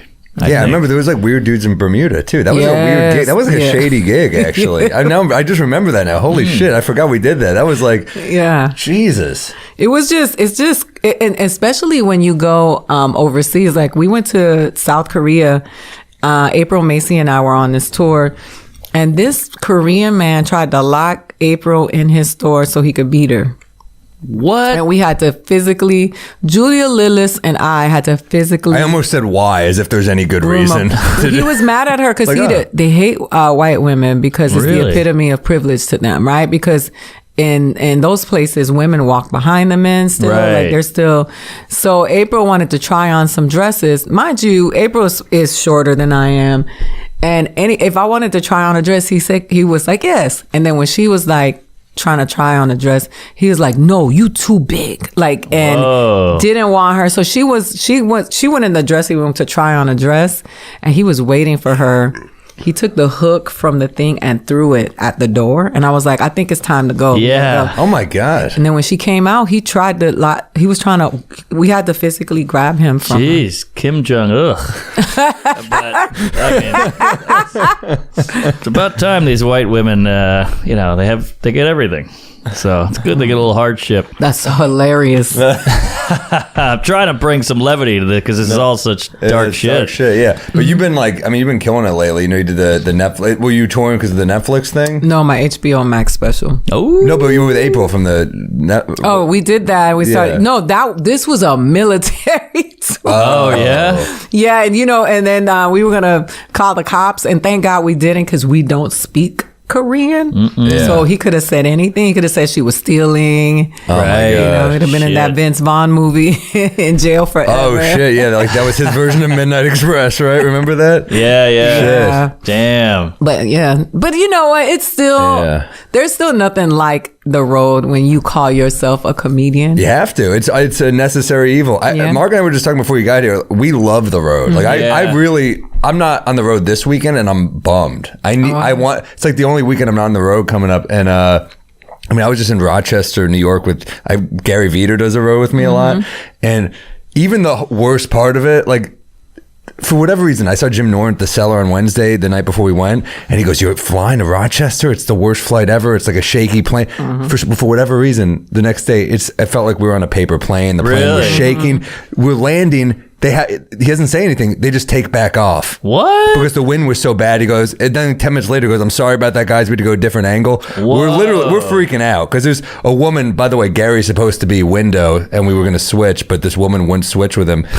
But I'm also like, Gary's like, "That's my seat," but he didn't want to argue with her. Yeah. She took his seat and then wouldn't switch. But then now he's sitting next to this crazy woman who, once the plane does that, she goes, "Ah!" She's just screaming, and we're just like, "Oh fuck!"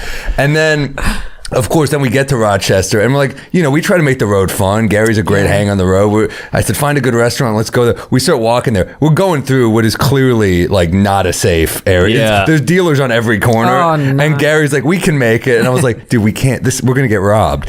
And then as we're walking through, literally, we're waiting for an Uber because I didn't want to walk it. A guy gets in our face and starts fucking with us, and I was like, "We're New Yorkers," and we're still like, "No." Then Gary goes, "We almost died in a plane a second ago, and I'm more scared just being alive here in Rochester." Oh, wow. But We're in all these new cities, and we don't know the areas. I know. Everywhere- Colorado Springs was kind of scary. Really? that happened to me there too. What? It sounds so nice. Colorado Springs. It is It's like shady. it's like Greenland and Iceland. Like, yeah, you know what I mean? That's Right. what Colorado Springs is to me. You think it's beautiful, Yeah. and I mean it has beautiful scenery, but it's a different they were a kind group of people that came out to the shows, but walking Loonies? about, Is that where you played? That club Loonies with 2 E's? I remember playing there. Wow. Sounds rough. Yeah, No, I it was was. I remember I was there at Looney's in Colorado Springs. First off, I have a joke about how it's like a joke, obviously, but I say the most anti-Semitic thing that ever happened to me was, I was in a store and I said, "Do you have any seltzer?" And the woman goes, "We don't sell seltzer here." That's as bad as it got. But that happened in Colorado Springs, where they literally looked at me like Jew. Right. But I remember being in the condo. I'm literally there for 5 minutes. A Jehovah's Witness bangs on my door. I'm like, this fucking sucks. Jesus. You couldn't walk around at night. I was in a sketchy part of town, but that club, for whatever reason, all week the bartender's like, "You can have a beer, you pussy." And I was like, all right, I guess I'll have a beer. And then of course I'm pounding beer. End of the weekend, he hands me a bill. I'm like, "You egged me on." Wow, that's the shadiest of the shady right there. I love Ida's like, "Oh, this baseball player's banging on my door." Sam's like, "This Jehovah's Witness." Well, they're almost as bad. Yeah, that's true. They're more persistent, maybe. They're almost as Yeah, I mean, I come from, well, it's not a cult because it's bigger in numbers, so they consider it a sect. But my family was Seventh-day Adventists. Whoa, what does that mean? That means they practice like Jews. Like they observe the Sabbath. So on Friday nights, the lights go out. All electricity is off until the sundown on Saturday. And as you worship and you go to church, and they don't eat pork. Like very similar to. Very similar. interesting. And you don't drink because your family was. No, I don't drink because in spite of all of that, they chose alcoholism. And so Right. I don't drink. I come from drug addicts and alcoholics, so I just don't drink. I'm not a big drinker. It's weird to be okay with drugs, but you're like, no pork. Yeah. Yeah, right? That's a weird choice. Well, with most religious people, I don't give a fuck. Many religious people are like that. They Yeah. that's why they need religion, because they need to be controlled. Structure, yeah. Yeah, they need that structure, because I'm not religious. I don't do drugs. I don't drink. I don't live a wild life. Most of my religious friends are the biggest hoes I know. Totally. I mean, look at the pedophile priests, all that Yeah. shit. It's all, you go hard one way, you got to come out the other end. Those pedophile priests are hoes. Yeah, Yeah. they are. Absolutely. When we say hoes, we are being inclusive. That means men, women, and non-binary people. Yeah. Well, my priest only liked the boys, but yeah, he wasn't very Did he? inclusive. Oh yeah. Your priest was a pedo? I went to a Catholic school and he got popped years later. I was unscathed. As long as you didn't get popped. No. He didn't go but he went for some of your friends? Oh yeah, and I was a little hurt. No, but yeah, he was. That's he was out crazy. I there. He didn't got know in that. trouble. Yeah. Wow. That reminds me of a story. My attorney was a child actor, and Oh, I think I know who your attorney is. Was he from Goonies? Yeah. So, wow. But I was telling him that I asked him, I said, what about all these allegations about like people getting molested and stuff? He said, the advantage of being the fat kid is that nobody wants to fuck you. They stepped right over Chunk and went to Corey Feldman. That's what happened. So he was like, I don't know any of it because he said nobody wanted to fuck me. Wow. Oh my God. He was great. That kid He was great, yeah. He's still great. When I'm a parent, I'm going to be fat kids all day. Yeah. That's your lawyer is Chunk from the Goonies. Yeah. That's great. And he's a good guy? He's the best. I love him. He's my friend too. Like he was here. He came from my taping. He did not come from my taping, but he was at my premiere. That's my friend though. I've known him since I started doing stand-up. He is my favorite person in this industry because he does not have a problem telling somebody to go fuck themselves. And I like people who are transparent. Like, I don't do the phony stuff. Like, he'll tell me, he's like, you'll listen to everybody on your team and then like, hey, you should do this because nobody knows who you are. You should do this. And then it'll get to him and he'll be like, I say, fuck these guys. No, you really going to do this for this amount of money? Like, and I love him for that. I do. That's the breath of fresh air because in this business, it's all, how you doing, sport? What's up, kiddo? No. Or how about this one? They love you, but they're passing. I thought they love me. What the fuck? It's all every meeting you walk into, first off, we're big fans. I'm like, well, you passed on my last 7 ideas. I know. Yeah, exactly. So you're not huge.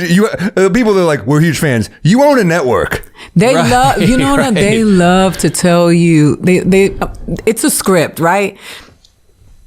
And I learned it more from when you actually work. Remember when you do a show, people are like, we are so happy to have you. We love you so much. We're so glad you're here. And then your friends will tell you, hey, they said that to me too. Right. You can't love everybody. I remember Lou Ferranda at Caroline's, the booker at Caroline's, back in the day, he literally, in front of us, there'd be like 8 comics on New York's Funniest, the lineups, and he would go, you're a star. You're a star. You're going to be great. He'd turn literally 2 feet away. You'd overhear him go, you're the best. Right, he would do it. He goes outside. There's a pigeon. Yeah, right. You're the real king. No, he would like literally everyone. Yeah, I mean everyone does it. None of us are special. You're right. It's a script. It's all. Yeah. Although HBO clearly believed in you. I mean, and Netflix. I mean, they get HBO. That was big for you, right? The HBO special. Yeah, was that the biggest one you think for you? Yeah, that's the biggest special. Yeah, because it was an hour. Because Netflix was a half hour. Though. The next special I want to do a half hour. Really? Yeah, because I think that the attention span of the average person now, because people only the connoisseurs are the ones that watch for quality, that are like, oh, that's some good writing. This is a good comic. This is funny. The average person now, they just consume all of their entertainment like bites. It's odd. And so I think Aziz was brilliant for doing that half hour. You get in and you get out.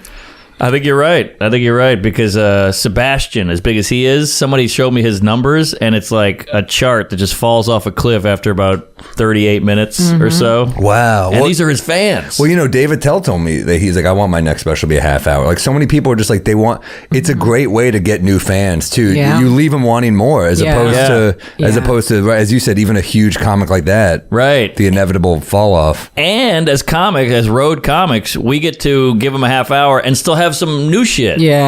Tucked away that they haven't seen. Yeah, for me, that's important too. And, like I did a documentary for my special because I wanted to include this documentary. I wanted people to see how people like me mind our jokes. Because like I met my father and I did this whole thing with my dad in the documentary, but I roasted his ass in the special. But I wanted people to see how the jokes come to be because they don't realize that we're just a bunch of insecure people. If I was a pastor, you could hold me to this standard. Like if I came to church and say, everybody fuck everybody in the room, then you could be like, hey man, I went to this church and this Puerto Rican lady said everybody. But I'm a comedian and I'm like, you guys don't understand. We're don't hold me to the same standard. We're flawed, and we're telling you we're flawed. Yeah. Right? anytime you see a comic who's self-righteous or anytime you feel that they're like holier than thou, you're like, you're the one with the skeletons. Yeah. You're the problem. But no, I agree with you completely. It's funny because like some of the white girls who are like the woke white girls, they write think pieces about me. Like they shitted on me and Jezebel. Really? Yeah, because of Louis C.K. Well, because they asked me, I was at the Stellar and the Hollywood Reporter asked me about Louis C.K. and I said, they said, do you think he's coming back? I said, absolutely. Right. His fans are not he's not a machine comic. He has a built-in fan base that comes from all over the place.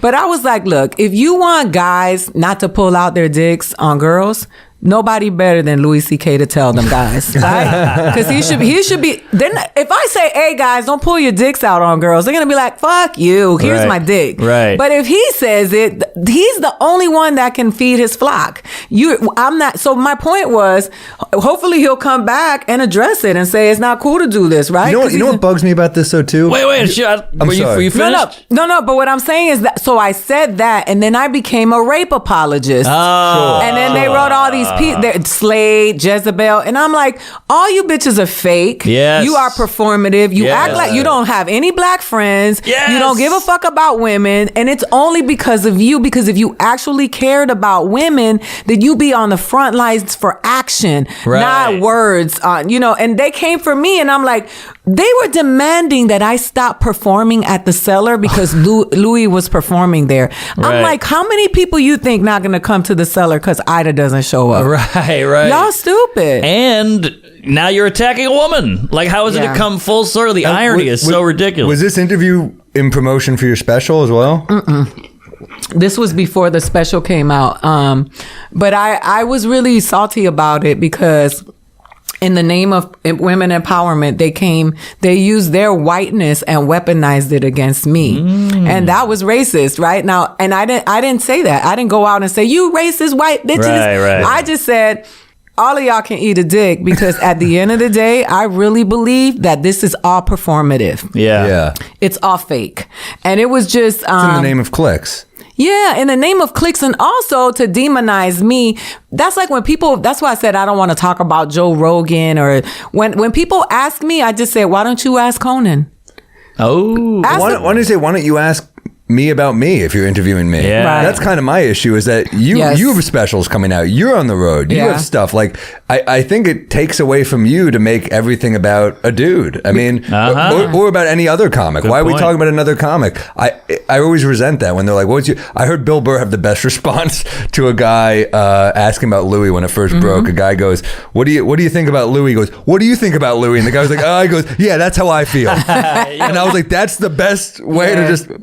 Fuck you. Here's what you sound like. Right. Yeah. Let me hold a mirror up to you. Exactly. I know you're too scared to talk. All right. Well, stop trying to ruin my fucking career. So you can get a fucking Don't click. ask us. Go ask the people who have equal or more power. Those are the people. If you want to take, ask Conan. Right. Ask Jimmy Fallon what he feels about Joe Rogan saying, I guarantee you won't. Right. But you want clicks. And then I don't want that kind of fame. That's not how I'm with you. It's know what I'm saying? short-lived. That type of fame is short money. It's you're going for something very short-lived. Yeah, and that doesn't mean that I am in favor of sexual assault or whatever, but at the end of the day, a lot of this stuff that comes from one person's word against the other, and you get caught up in it, and then you end up being the one that suffers the consequences for speaking about it, and you don't even know what happened. Yeah. Right? Like for me, I didn't even have the information. I was like, well, if he comes back, he should tell people not to pull their dicks out. That's all I can say, right? Yeah, I agree. You know what I mean? Who better to tell the people, than their hero? Right. Why would they listen to me? And they said that I was trying to, I was being an apologist and I was being moderate and I needed to take the side of women. And I'm like, it's so funny when you hear people say that. Like, I think your side is actually very feminist, what you're saying. Yeah. You're saying this is on him to do this. Why is this on me? Yeah, that exactly. And the other thing is like, I've been sexually assaulted. So when I talk about it, I'm speaking from a place of experience, right? So, but I'm not gonna, I'm just sitting here listening to these people and I was like, I hate it here. This new wave of where we are now.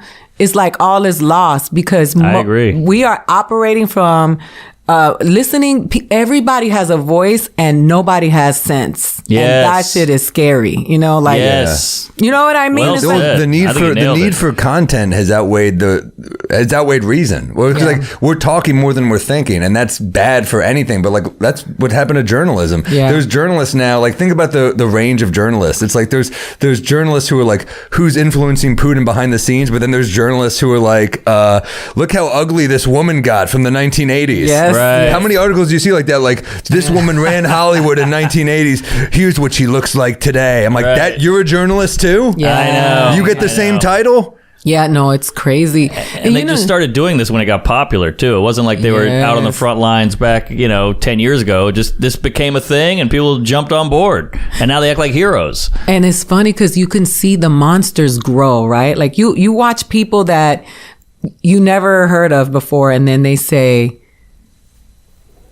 fuck Chinese bitches. And then people are like, and they're like, oh, they like fuck Chinese bitches. Ah. Eat Koreans out. Like, and then it just grows Right. and grows. And by the time it's over, they're a fucking monster. That happened to Donald Trump. At Right. first, Donald Trump, when Donald Trump talked about running for president before, people just laughed at him. Yeah. And then we got to idiocracy. Right. Right? And listen, the Trump people, I hate them all. So don't think that I'm riding for Biden. I hate that we have to say that now. 'Cause Yeah. I do feel like you do because I'll make Biden jokes and people will get upset. I'm like, I make Trump jokes, they get upset. I'm like, hey, guess what? It's the job of the comedian to make fun of the president. Everybody. Yes, everybody. exactly. I hate that we even have to preface it with like, hey, I don't like the. Guess what? We're comedians. I know. Yeah. But we got to put everybody in a bin now. Like, if Biden shits his pants, I'm going to Yeah. make a joke about it. And they go, oh, you're anti-Biden? I'm like, I'm a pro shit joke is what I am. Stop trying to put me and figure me out and then judge me accordingly. Is it funny or is it not funny? Yeah, I got trashed in Florida. I remember one of the reviews was, he made fun of our president. I was like, You mean it's like a every comedy comedian? show. Yeah. But those are the people that were shouting to shoot Hillary Clinton. Ooh. You know what I'm saying? So it's not about you making fun of the president. Well, people get mad if you shit on Hillary too. I mean, Yeah, that's but really it's the just thing. like, but you have to shit on Hillary. You Yeah. can't. Wait, show me a politician that's clean. And I'll show you a cartoon show because that shit does not exist. No. They all get checks. They all got interests. And it's so funny that people have been, this is a ruse. Like, and everybody has a mic. So you see these people dumb as hell. She attacked our president. She doesn't even understand. You know what? She wants all of the immigrants to come and take all of our jobs. All they do is repeat all the Yes. talking points. And it's a lack of education. Do you know when I think it really got bad is when remember the guy threw the shoe at George Bush yeah. and everyone thought it was funny. That's the beginning That of was the the end. beginning of us being like fuck the president. But Yeah. also like I don't get why you can't make fun. I mean, it's like No. I do feel a little resistance when I make a Biden joke in New York, or I do make a yeah. Biden joke in Sure, yeah. Everybody's scared. And I don't know, they might even agree with you. They're just like, I'm in New York. I can't be seen laughing at this. It'll get worse for the next election cycle too. If Biden runs again, I don't know how the hell he will, but if Biden runs It's again, gonna get worse. It continues Yeah. to get worse because we spend more money on bombs than school, and so you have a whole bunch of people who.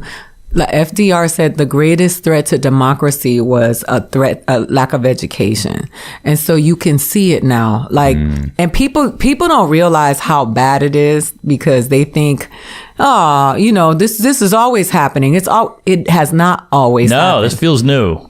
This is very new. crazy he said that before TikTok because it's gotten Yeah. worse. We're getting dumber every Yeah. year. I really feel like I'm getting dumber. So you remember Facebook was a lot of words. Yeah. Yep. Right? And then they went to Twitter and condensed the words. Now we went to pictures. Yeah. And then from pictures, we've gone to videos. But But they're the like videos have gotten shorter. shorter. We're going to go back to Vine. Vine is going to come back. Yeah. But you know 6 what's seconds? I watch a lot of this shit, and a lot of games and stuff kids are playing now are very simple. It's almost like there's kind of this movement to go back to interacting, duck duck goose type shit, and like I'll watch these kids play these dumb games where like they flip a bottle and it lands on the table and they're like, ah! And it's almost like they're getting away. They have to get away from the screen. And we watch this shit like, that's so entertaining. I'm like, that's what we did in our basement. We were at 7 because we had fucking no Wi-Fi. Yeah, but now they're doing like 8 things at once. So I think it went That's from like true. that simple game and that was all you did. Right. And then it went to like, oh, this is a really intense RPG I'm playing. And then it turned into like, I'm going to watch a movie while playing the simple game. Right. While on the phone with a friend. Like you're doing a ton of That's things. true. I watched the Gerard Carmichael special. I had my phone going. I had an iPad and a computer gun. I'm like, I should just watch a comedy special. Now I got 38 things open, and I was jerking off. You know what? So yeah, Wow. I know. He looked good. He He's looked hot. good in it, Yeah, yeah. he's a hot gay man. They're really. We Might Be Drunk is excited to welcome our new sponsor, Diet Smoke. Most of us have had a I don't think this edible is working moment. Then 10 minutes later, you're on the couch and you can't remember the word cat. I've been there. Edibles can hit you when you least expect it, and their dosage can be very uncertain. That's why when we need the perfect medium high, we hit our friends at Diet Smoke for the delicious Delta 8 THC gummies. Each gummy is infused with 10 milligrams of Delta 8 THC derived from American-grown hemp. Delta 8 is simply a slightly less potent THC. The high you get with Diet Smoke is somewhere between the chillness of CBD and that classic stone feeling you get with regular weed. Plus, Diet Smoke comes in 2 delicious flavors, blue raspberry and watermelon. I've been taking this stuff to go to bed. You know me, I can't get high. I go inward, I hug my knees, I think of my dad, I cry. This stuff is top notch. It's just what I need. It's like having a light beer. It's great. I heard your dad does the same thing. He gets on his knees. He thinks of you. He cries. It's all because of this stuff right here. That's how I got in this mess. Oh, jeez. It's legal in most states and non-prescription. Yeah. Just check Diet Smoke's website to see if they ship to your state. Also, their gummies are low in sugar, fat-free, and delish. So when CBD isn't enough and traditional THC is too much, enjoy the smooth buzz of Diet Smoke. That's dietsmoke.com. Use promotional code DRUNK for 20% off your order. That's dietsmoke.com, promo code DRUNK, 20% off. As a special offer, Diet Smoke's coupon code can be used on every order. So give it a shot, come back, say like, yeah, I'm doing this again, 20% off again. Diet Smoke's Delta 8 THC gummies are not for use or sale to people under the age of 21. Please use responsibly. Diet Smoke isn't light. It's just right. Hey, We Might Be Drunk is brought to you by Sheath Underwear. I won't even look. I bet I'm wearing them right now. Oh, there they are, folks. I'm not today, but I usually am. He usually is. I can vouch. I've seen his asshole. The official 2-pouch underwear of comedy fans everywhere. Sheath Underwear has been cradling nuts and schlong since 2013. Who wrote this, my aunt? We love them. You'll love them. They got them for men, women. It's the best. They're soft. They're sexy. They're slick. They're sleek. You got the balls and the nuts separated. Finally, they need some meat time. Plus, it's invented by a Army soldier and comedy superfan, Robert Patton. He knew there had to be a better way to unstuck the junk, and Sheath was born. Futuristic dick pouch aside, this underwear is comfy, cool, and comes in so many different patterns. You can have a Sheath pair ready for any occasion. And they didn't leave out your lady drunks either. The comfort you guys know for your balls, Sheath has applied to boobs with the sports bras. Tell them how to do it, fatty. Although we're drinking, I might need one of them. Go to sheathunderwear.com and order with promo code DRUNK to get 20% off your first order and Sheath 100% money back guarantee. That's sheathunderwear.com, promo code DRUNK. Get Sheath Underwear and let them support your ball bag. Yeah, what more do you need? Wearing them right now. We Might Be Drunk is brought to you by Displate. Displate is a one-of-a-kind metal poster designed to capture your unique passions. They have millions of cool designs available featuring gaming, movies, comics, anime, with officially licensed designs from Bethesda, Star Wars, Netflix, and many more. It only takes 20 seconds to set up with no power tools, no damages, no frustrations. And once you mount one, you can switch out a new one in a flash. Wow. Look at that, folks. Holy hell. Look at that metal. Is it upside down? It's upside down. Oops, sorry, everybody. There you go. The triple Lindy. Yes. And with everyone that you buy, Displate will plant a tree. Tell them how, Samuel. Click the link on our description to see some of our favorite Displates and get our special discount 23% off up to 2 Displates or 34% off 3 or more Displates, which will automatically be applied to your cart when you click the link or use code DRUNK when you visit displate.com. It's an amazing deal and only available for a limited time. And I mean, that's a classic poster. Classic. Love and it. It's light. It's fresh. It feels good. Look, I think it comes with some minis too. Look at that. A magnet there. Super cool. Thank you, Displate. Get on it. Get your own thing. You want to see some scary stuff? Go to YouTube to the kids section, and then they have these videos where they're like, all they do is just stack something, right? And then it's 30 minutes of stacking, balls, and they have millions of views. So Isn't that somebody interesting? sits there and watches the balls get stacked in order. Weird. I do that on a different website. No, but you look at it because my niece, she watches the kid stuff, and I was like, has she just been watching like?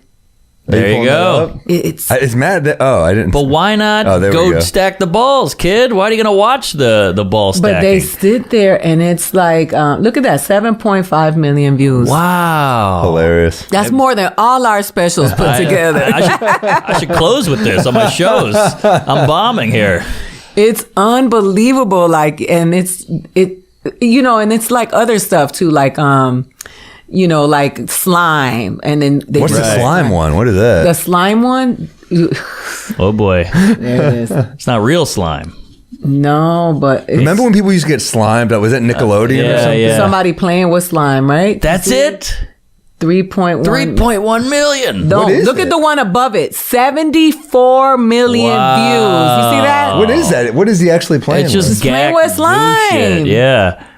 This is the video. Holy shit. 74 million views. Is it supposed to put you at ease? Is it I supposed don't to know, calm but you? no, it's just supposed to keep you dumb so that they can raise taxes and right. replace teachers. Yeah. Wow. Look at that. Is it maybe that it's just such a lack of interaction? Yeah, I mean, you don't really have to expect anything from it. 74 million. You know how sad it is to watch this with your niece? Yeah. And then move over to your page? I'm like, how do I get these kids over here? Well, when I was a kid, I remember my parents being like, get out of the house. Like, they would push me out, and then they would be like, you can't come back for whatever. And it was weird, but you made it work. Yeah. I feel like that now there's just so many options that why would you go outside? Well, it's making you lonelier. Like, kids are going to be much lonelier now because that forced interaction, that forced discomfort, it made us better listeners. Yes. But then you see now on the phone, it's like, we've all done the phone stuff too much. You never feel good after it. No. I put this do you have the screen time thing where you see? I can't. I'm terrified to look. Too painful. It's the other day I was like, no wonder you don't have anything in life. This is it right here. You're dedicating your life to the internet, the World Wide Web. Do you really feel that way? You have really? That's a lot of screen time. I spent a lot of. I could have written 2 movies in the last year with all the money that all the time that I spent on the internet. It's addictive. It is. And they make it addictive. They know how to program it to where you keep watching. It's no different than a video game. When you ever just play a video game too much, then when you're done, you're like, that was nothing. Yeah. Zilch. I just did nothing. Yeah. I rotted my brain. And look, sometimes I'll like do it when I'm drunk or something. I get home. Like, it's 2 a.m. What else am I going to do? I'm not going to sleep yet. But when you ever play the video games during the day and you're just like, why? I just feel so unproductive. You can't even touch it during the day. Yeah, you can't. But if you have gym, weights, versus phone, it's just so much easier. Fuck it. Yeah. It's too right there. It's just boom, it's open. Everything in here, almost everything is a bad decision. Yeah. Think about it. Isn't that crazy? Whatever social media app I order, whatever food delivery service, a dating app. Yeah. Like, everything is going to lead to me just being sad. Everything they told us not to do when we were kids. Don't get in cars with strangers. Right. You know what I mean? Don't eat food from everything they told us not to do we do. Look how you date on the internet. Yeah, it's all digital now. Yeah, Facebook is you talking to people you don't know. Like it's Right. just unbelievable. Oh, talking to strangers. They Good don't talk point. to strangers. Do you ever respond to DMs? No, because you know what? The DMs are too unpredictable. I'm waiting. Yeah.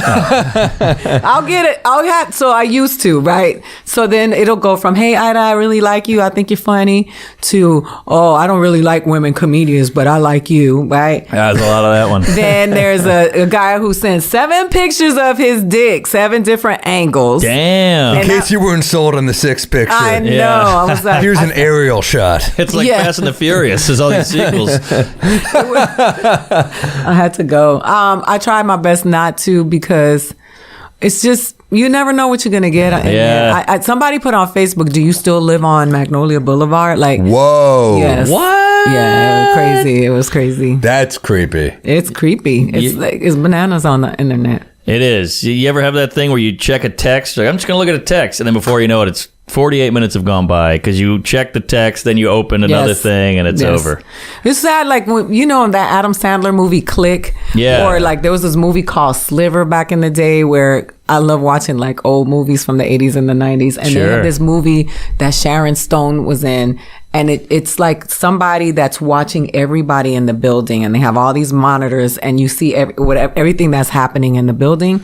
And you look at that stuff and you'd be like, wow, this is crazy. That's where we are now. Like, Right. if you ever like go through the reels and then it seems so desperate, right? Like Yes. somebody's like doing a makeup tutorial, then somebody's twerking. Yeah. Then somebody's giving you a motivational speech. Then there's a new dance. And you just scroll and you're like, God, we are monkeys that can talk. Yeah. It's over. The dancing to me is the worst. I mean, like at least the motivational speakers like trying to put something positive into the world. Sure. The dancing, I'm like, this is just for you. Yeah. Yeah. This is you. You're hoping for people to be like, you're amazing. Yeah. Yeah, what a weird mindset to think, I'll dance and people will like it. No one, I would never assume people would want to watch me dance. You know, I'm not a good dancer. It's a good assumption. Yeah, Oh, no, yeah. But when a very white weird. person can dance, oh my God, they go viral because they're like, you know, like you had a big white lady who could get down, like, and Yeah. everybody was posting her videos. Yeah. Like they're impressed that she can dance. Right. And I'm like, God, this is all is lost. Well, do you think that's why podcasting is insanely popular? Mm-hmm. Is this why? Because people are interacting. We're having deep conversation. No one does this anymore. Well, I think talk radio for a long time was only geared towards a certain group of people. And a lot of people want to hear your perspective. They love you. They want to hear what you have to say about other things.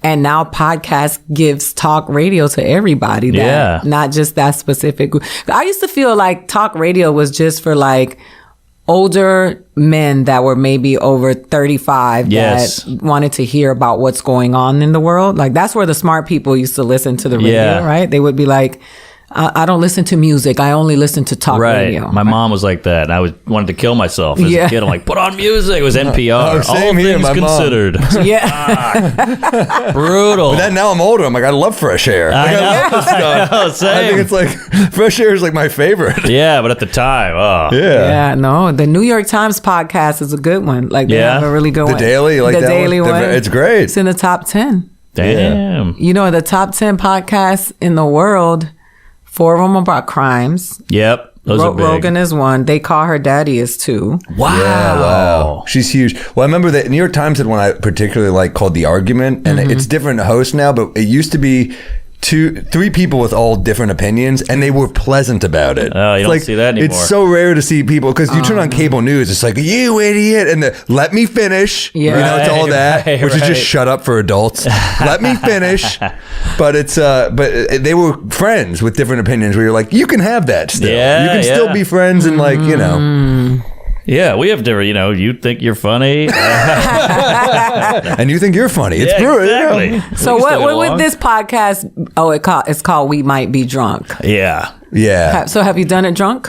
Oh, Many I mean, we have a times. full bar here. I mean, yeah, we but we're doing 2 today, so we're like, well, let's pace ourselves. Okay. Because we're on the road a lot. So when we're together, sometimes we'll do 2 in a day. But Oh, yeah. yeah, Nice. we don't get like hammered. Right. We, that would be bad. That would be bad. It's radio. happened, but it's always towards like the last 10 minutes. You can tell we're slurring and kind of. That's fun. Not That sounds Mark like says fun, the though. N-word, and I, Yeah, exactly. Hey, it Slurring. worked for Rogan. But yeah, It did. It didn't affect nobody. All the stuff that happened, and they were like, "We're gonna instead of taking his money, we're just gonna give some money to people of color and give them some." right. So That's the move. it felt like, all right, you guys will get your chance to get on a podcast and say cracker, cracker, cracker, cracker, cracker. Yeah, cut that up, will you? That'll be the trailer. no, we don't get really drunk. I mean, it would be terrible. I mean, it's the same when you're on stage. I mean, Do you Mark drink and I at have. shows? Well, it's very hard to After. crank out. Yeah, after I can do, but to crank out new material and your drink, it's very hard. And Yeah. sometimes the crowd's hammered and they want you to be on their level a little bit. Yeah. But it's like and they'll send you drinks and you kind of want to be like, hey man, I'll have like one, but the show is gonna get bad. Yes. Oh yeah. What I do is I have the bartender send me shots of water. So they don't know Nice. because they, like I was doing a show where the majority of the audience they were all white and Mexican in Corpus Christi. Yep. And they kept sending shots. So I just told the bartender that night, I said, listen, This is the worst gig of all time, Corpus Christi. Yeah. Just put water in the shots and just say it's like the white tequila, the clear. Right. Because I couldn't possibly. But you look like a badass just popping those waters back. You're like, damn. Yeah, Good you're for just you. looking at them like you really are idiots. Like I fucking hate you people. You ever hated an audience? It's tough. Yeah, of sometimes course. toward the end of the show, they're shit faced, and you're just like, I gotta wrap this up. Yeah. Like, there's something so delicate about the balance. It's like that Jackie Chan movie, Legend of the Drunken Master. When he hits the perfect drunk Yes, level, he's great. yes. But then that one, you 20 minutes in, you're like, they're drunk and they're amazing. But I know at like 47 minutes, this is gonna turn. You just Right. know. You don't want that. You already know. You feel it when Yeah. when it's already starting Oh, yeah. to make that turn, and you're like, yeah, I'm gonna get out of here. Yeah. Ugh. I had a crowd in Fort Lauderdale last week, and every show was great, but one show was older, rich people, and they hated everything, but they'd go, that one was good. Yeah. And that fucking drove me crazy. I wanted to snap. It's because they're calling you like mediocre. Yeah, It's but- worse than saying you suck, because then you're like, well, you're wrong, but mediocre, you're like, that could be true. This Yes, sucks. you're validating every thought I've Right. already had. And as if you need their validation, though. I It's know. like, why do you come? I know. And why didn't you look me up before you came They so never that you do. wouldn't? But have you ever walked into a music venue and said, I don't know who's playing tonight. I'm just walking Exactly. in here. It's so weird. Why do you do that with us? I know. You What- get Andrew Dice Clay, or you can get Nanette. You know, Yeah. there's comedy's a big umbrella. I want to see Andrew Dice and Nanette. That's the show I want to see. Hickory Dickory. I had a tough year this year. I did a show, one of the Rochester shows. I was doing really well, but there's one guy in the front row, and all I could think was, this guy fucking hasn't smiled once. It's No. been 45 minutes. It'll drive you crazy, right? And the rest of his table is laughing. I'm like, why is he so unhappy? I'm killing. I know. It's so funny how we focus on all the we don't focus on all the positivity, we focus on the negative. Like I we're just know, like that 100%. one person. That's how insecure we are. We're like, why don't you like me? Yeah. My father left me when I was 2. And that's then your dad. You see it. You feel like it.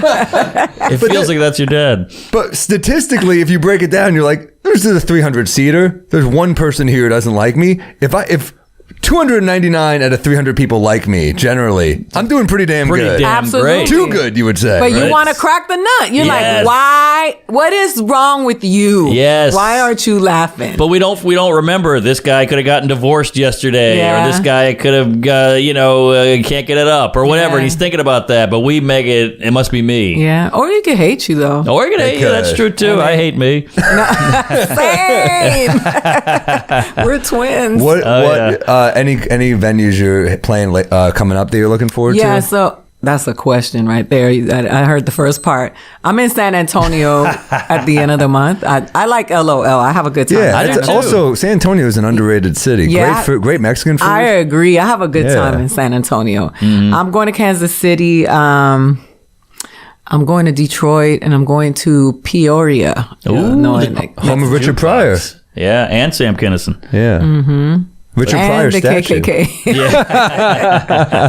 Are you playing? Is the jukebox you're playing? No, we're playing. It's a 2-person show. Me and D. Ray Davis are doing. Oh, shit, nice. he's big. It's like he's doing the Civic Center. The Civic Center. He's Nice. he's been selling out a lot. Yeah, So. he's killing it. I just saw him on. I watched the Kanye doc, and he's in it quite a bit. Oh, how'd you like the doc? I loved it. Yeah. I gotta watch it. I love anything with an origin. How'd you get from here to here? I love how determined he was, and it's great. And then seeing him kind of get weird, and they kept it all in. It's really. Have you seen it? No, I'm gonna watch it. It's great. I was told that when I watch it, I'm gonna really learn how bad my mother was from watching it because he had the best mother ever. That's what I heard. Are you not close with your mom? No, I am close with my mom, but my mom is not renting a U-Haul truck to take me across country to do stand-ups. I felt in love with his mom. There's a scene where he's still a young guy, and they're rapping his lyrics from a school talent show he did when he was like 6, and his mom she knows every lyric. I'm like, my mom couldn't name one joke that I've written over the years. No. Your mom doesn't watch it. They've come to see you though. Yeah, but they couldn't do a joke. Does your mom know? Yeah, my mom could you definitely. and your mom. My mom's a very good mom. She definitely knows. No, I can. You always talk about her. Yeah. No, my mom. She talks about the old jokes. Like she doesn't realize that it's a rap. Like that's not my Thriller. Don't you hate that when people yell out like old bits and you're like, I don't remember how to do that. I don't do it anymore. Totally. Yeah. I moved on. I burned that. I'm trying to write a new hour. Yeah, exactly. They don't want to let you go, and it's an interesting place where the audience feels like they have so much power now. I know. Well, they're more sophisticated. The audiences are more because of podcasts. I think they just know comedy in a way where older crowds didn't really. Because back in the day, you want to hear like inside comedy. It was like one of the. It's like on a disc. Yes. You have to buy it at HMV or something. Yeah, that was huge. Or for us. I think LA is probably one of the worst places to do stand-up when you're doing like the Hollywood crowds. Like if you go do the outskirts where the people are that go to work, I hate getting off stage and somebody says, just a regular person will say, I loved your set. I got a tag for you. Bitch! Ew, why? Why do you know what a tag is? I know. Don't come to the shows. No. I hate those people. They're the worst. They don't do that shit at Hamilton either. Like, No. hey, Aaron Burr should have died. What? I'm just in the fucking play. Leave me alone. What? So you're doing like the outskirt club, not like you're talking about like Laugh Factory and the Improv. It's like the people. No, I mean I think the Improv more than the Laugh Factory has an audience that really thinks because of the Wednesday shows. I don't know what it is. Comedy Juice. Those people were there every week. Yeah, and they love comedy in a way where they think they know the terminology, right. and they're just some of them don't, they're not laughing. That's funny. And I'm like, when you get scared, do you ever say that's scary? No, you just get scared. I hate those people, right? Yeah. But they think they know comedy. They really do. So I like going. Long Beach the Long Beach Laugh Factory always has like a working class audience. They come there to laugh. They don't come there to, write a bit for you. Right. But I like those like off places too. I do too. In LA. It's the best. I mean, the outskirt cities, people are always like, why are you in that city? I'm like, because they fucking laugh. The people. Yeah, and they like jokes. Because to be only doing like certain markets, then you're only connecting to that type of person. Yeah. And our job is to connect. Our job is to be entertainers. So why are you limiting yourself to who you can entertain? It's an insane thought process to me. And a little elitist. It's very elitist, but also it's like yeah. Also, some of those smaller cities have the best clubs. Yeah. Oh, yeah. Madison, Wisconsin is not a huge city. That's a great club. I was just in Rochester. That's a great club. Yeah. Rochester, New York. Well, I'll tell you, comedy was sad when people who didn't believe in vaccinations and masks couldn't come to the shows because they're the ones that laugh. I know. They're the best laughers for sure. Am I right? They're the ones They're nodding their head like, was that funny or problematic? No. I can't tell. No, you're right. They just fucking laugh. Yeah, they're like, fuck science. Those are the people. That's why I said I need balance. Like I can't just have a bunch of people who love that it's an elitist. It's a lot of people who've gone to college, have opportunities, have learned a lot of things, and then they come back and judge the people who haven't had the opportunity to have that level of education and expect you to catch up. And that's the hard thing. Like, you want me to be right where you are when you just went and spent $250,000 on an education, and I was working at a financial firm as an assistant. Like, how do you expect me? And, you know, people got mad at me because I said I could never tell my grandmother about pronouns. Right. She was illiterate. She didn't know what a pronoun was. Like, you know what I mean? Like, I could never tell. In Spanish, you tell your grandmother, I'm not Ida anymore. I'm nosotros. You know? Right. She would be like, call the doctor. This bitch is schizophrenic. Like, we gotta get. It's the truth. Yeah. But we could never I'm not gonna throw my grandmother away because she has issues. Like, that's the time she grew up in. Exactly. We do have more in common, and it's like we talked about the phone before. That you see, we gravitate toward negative comments, but then when you're in person, sometimes we do it with that one guy. But when you really look at the grand, just everything around us, it's like, no, we're more connected than we're not. Like, we do have more in common, and entertainment, like laughing together, it's the best. It's really awesome. I know, but that pronoun stuff bugs me because they're like, hey, that's insensitive, and I'm like, well, so is calling me a racist or a bigot. Like, that's insensitive, and you could ruin my career also. So it's weird that they're like all about sensitivity and empathy, but I'm like, you're the meanest person I know. You're ruining my life. You know, it's funny because I did Bill Maher's podcast. And, How was that? It was cool. You know, Bill is Bill. Big pothead. Bill is 66 years old. So he has a very different perspective than a lot of us. And that doesn't excuse, you know, he's also rich, and I can't relate to him on a lot of things, but I can still have a conversation with him because, I mean, I like to think that I'm able to have a conversation with a person that doesn't want me dead. You know what I mean? I'm like, I don't, and I think Bill, he's cool with me, but we were talking about like the differences of, you know, where you are in your life. Like, how, you know, I have no idea what it's like to be Will Smith, Chris Rock. You know, I don't have that kind of money. Yeah. But it's like, we were talking about how ageism is the one acceptable ism. So true. Right? Like, nobody defends older people. Like, shut your old ass up is what they do on Instagram. Or for me, like, I'll block you if you call me auntie because I'm not fucking related to you. And that's a microaggression. That's you trying to tell people I'm older than you and trying to call me old on the slide. And a boomer or something. But then you look at their pages, and those are the advocates. Those are the ones. Exactly. Words That's hurt. what I'm saying. That's you know what I'm saying. Exactly. And I'm like, but you can call me old, right? But I can't call you soft. Yeah, your thing's okay, but when I do it, I'm a dick. But you're not a dick, you know. So we do it all the time. We go, hey, Lena Dunham's fat as shit. Hey, that's fat shaming. Well, Chris Christie's fat as shit. You got that right. You know? It's like, well, if you care so much about fat, you gotta go all the way with it. Absolutely. You can't just pick and choose. Not that I'm a fan of either of them. Yeah. But they're equally as funny. You know what? I respect the people that can say that. Like, who was it? They were shaming somebody the other day on the internet. And I was like, you gotta stand up for that guy. Yeah. Like, you can't have it both ways. If you saying that this is not okay, then it's not okay for the person you don't like either, right? Exactly. If you don't want to fat shame, you don't want to, want to be homophobe, you don't want to be transphobic, it can't just be the people you like. Right. And that, you see that a lot online. Yes, for That's sure. That's why it's fun to agree with someone who you normally wouldn't agree with. When you see someone on the internet and you're like, I have not a lot of common with this person, but we're on the same, just finding one thing, because then you're like, oh wow, we are. When you focus on the things we have in common, you just feel better about life. You know what I mean? Yeah. But nuance, we're devoid of nuance, right? Oh yeah. Yeah. Well, especially on the internet. Yeah, you can't be. So even like now, your team. And I said I was going to talk about it, but I'm going to talk about this. You're the team Will or team Chris. And I saw people use that terminology. I'm team Chris. And I'm like, what are y'all going to do?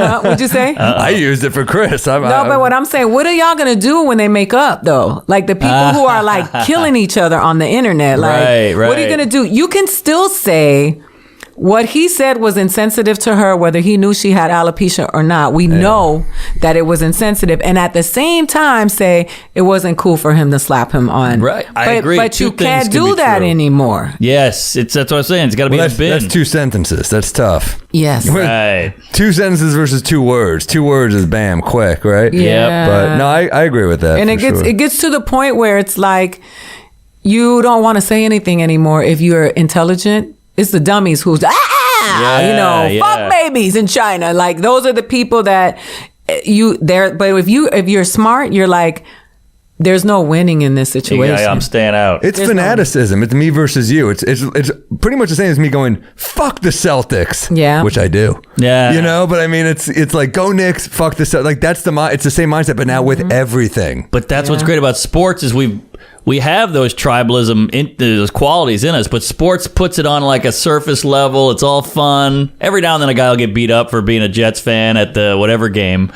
But it's like, you watch a game, it's 3 hours, you go home. You know, it's not, this is like, this whole shit now is like so, it's like tribal, all in. This is my whole personality. This is my whole life. The sports thing, you're in, you're out. Yeah. Yeah, I think having a black president in this country really messed people's heads up. Really? I think, you guys are, the thing about comedians is that we're like the blue collar workers of the entertainment business until we make it. True. So we have this camaraderie because we all join each other in struggle. Right? Yes. No matter where you come from, comedy will humble you. Yeah, Right? Because they'll be like, all right, you got money, you got a trust fund. All right, but here's where you sign up for the open mic. Yeah. But when you are not part of something like that, it's very different. But when I know people who were white that were like, they could not accept the fact that they never thought it was going to happen in their lifetime. And they were like, the thought of a black man being above them just messed their heads up. And there was and it was people of color who felt that way too, that were like, wait a minute, what? We never, everybody kept saying, why do you think they felt that way? They never because nobody believed that would ever happen. Chris Rock had a bit, you ain't never going to see a black president. Yeah. Never, not in my lifetime. And that was like, what, 1998 he said that? Yeah, people didn't believe it would ever happen. And then when it happened, that's when people started assembling their crews. Right. Where everybody was that's what started with Trump. It was the birther stuff, right? That's where Trump really started his campaign. So that's an interesting point. Yeah, because they needed a reason to invalidate him because he would, and a lot of people felt like that. People were like, he's not supposed to be above me. Right. Like how is that possible? Like that was it was just, and that's when it really started getting That's crazy. funny. I hear him speak and I'm like, he's way above me. I know. That's not my reaction at all. Yeah, but it's and the fact that he could play basketball too, I'm like, oh, this is annoying. Like he's like really cool. It's not fair, but it's not us though. It's the people the people that you're talking about are the people who are mad that they couldn't finish high school and he went to Harvard. Yeah, you know what I'm saying? And it just messed people's head up, and that's when it really started. Donald Trump just put the icing on the cake. Oh yeah. Well, I take comfort in the fact that Obama's half white. Well, it was like a total swing where, like, we talk about how everything in this country is like, it swings one way, it swings the other. I mean, you can't swing any further from Obama to Trump. Right. So, then you look at entertainment. Mark and I were talking about like sex comedies, how like where they can be like, filthy, and then they swing to being like, culturally a little more buttoned up. Right. Everything swings, and like, and then you swing, and now we're in Biden, and we're like, well, that's not, I don't know what to make of this. This hasn't swung all the way back yet. So which worries me is like, maybe it's going to swing really hard in the next election. The country was desperate though. That's why Joe Biden got. You're right. Yeah. Big. Everybody, and it wasn't because I think the average American was exhausted. Oh yeah. Because it was all we talked about was Trump and not Americans. And it was all day long, and that's why people didn't show up and vote for him that would normally vote for the Republican Party, because they were like, this is people who have dignity, like average people, your families they have good sense. They were like, we can't do this again. This is a clown fest at this point. Well, I think January 6th was like really the icing on the cake, but yeah, I shouldn't have done that. but you look good in the paint. Thank you. But I didn't think it was real when somebody sent me I know. I saw somebody scaling the building, and I was like, this is not, they look so. I knew it was real because I get all my news from Kevin Sorbo. Hercules. But no, it was crazy. Wasn't he there? No.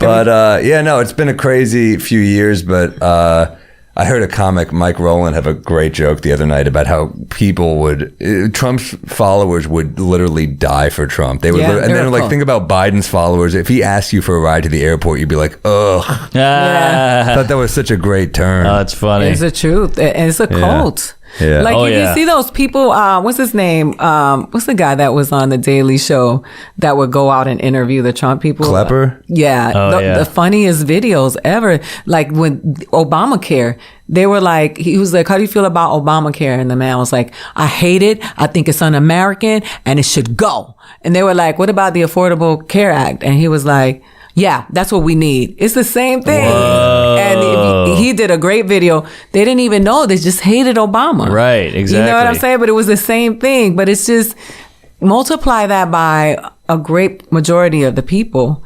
And it sounds bad, but it's true. It's like they don't have good textbooks. Teachers don't get paid as much. Sure. They got 45 kids in a classroom. That's where we are now, right? But we got all the bombs that we need. All you need is one to end the world, right? Yeah. Yeah. Or what we know. But these are the people now who are weighing in on politics. Yeah. Obama made white people who never cared about voting. They're like, we're not letting that happen again. And they showed up. They were like, we're going to get up. Maybe in the end, it's good for the country, right? Because it's like, well, more people are going to vote. Yeah. More people voted than ever. Maybe it's all this terrible stuff is actually long-term good for America, right? But should everyone be voting? You know, more people voting sounds good, but that's also more psychos voting.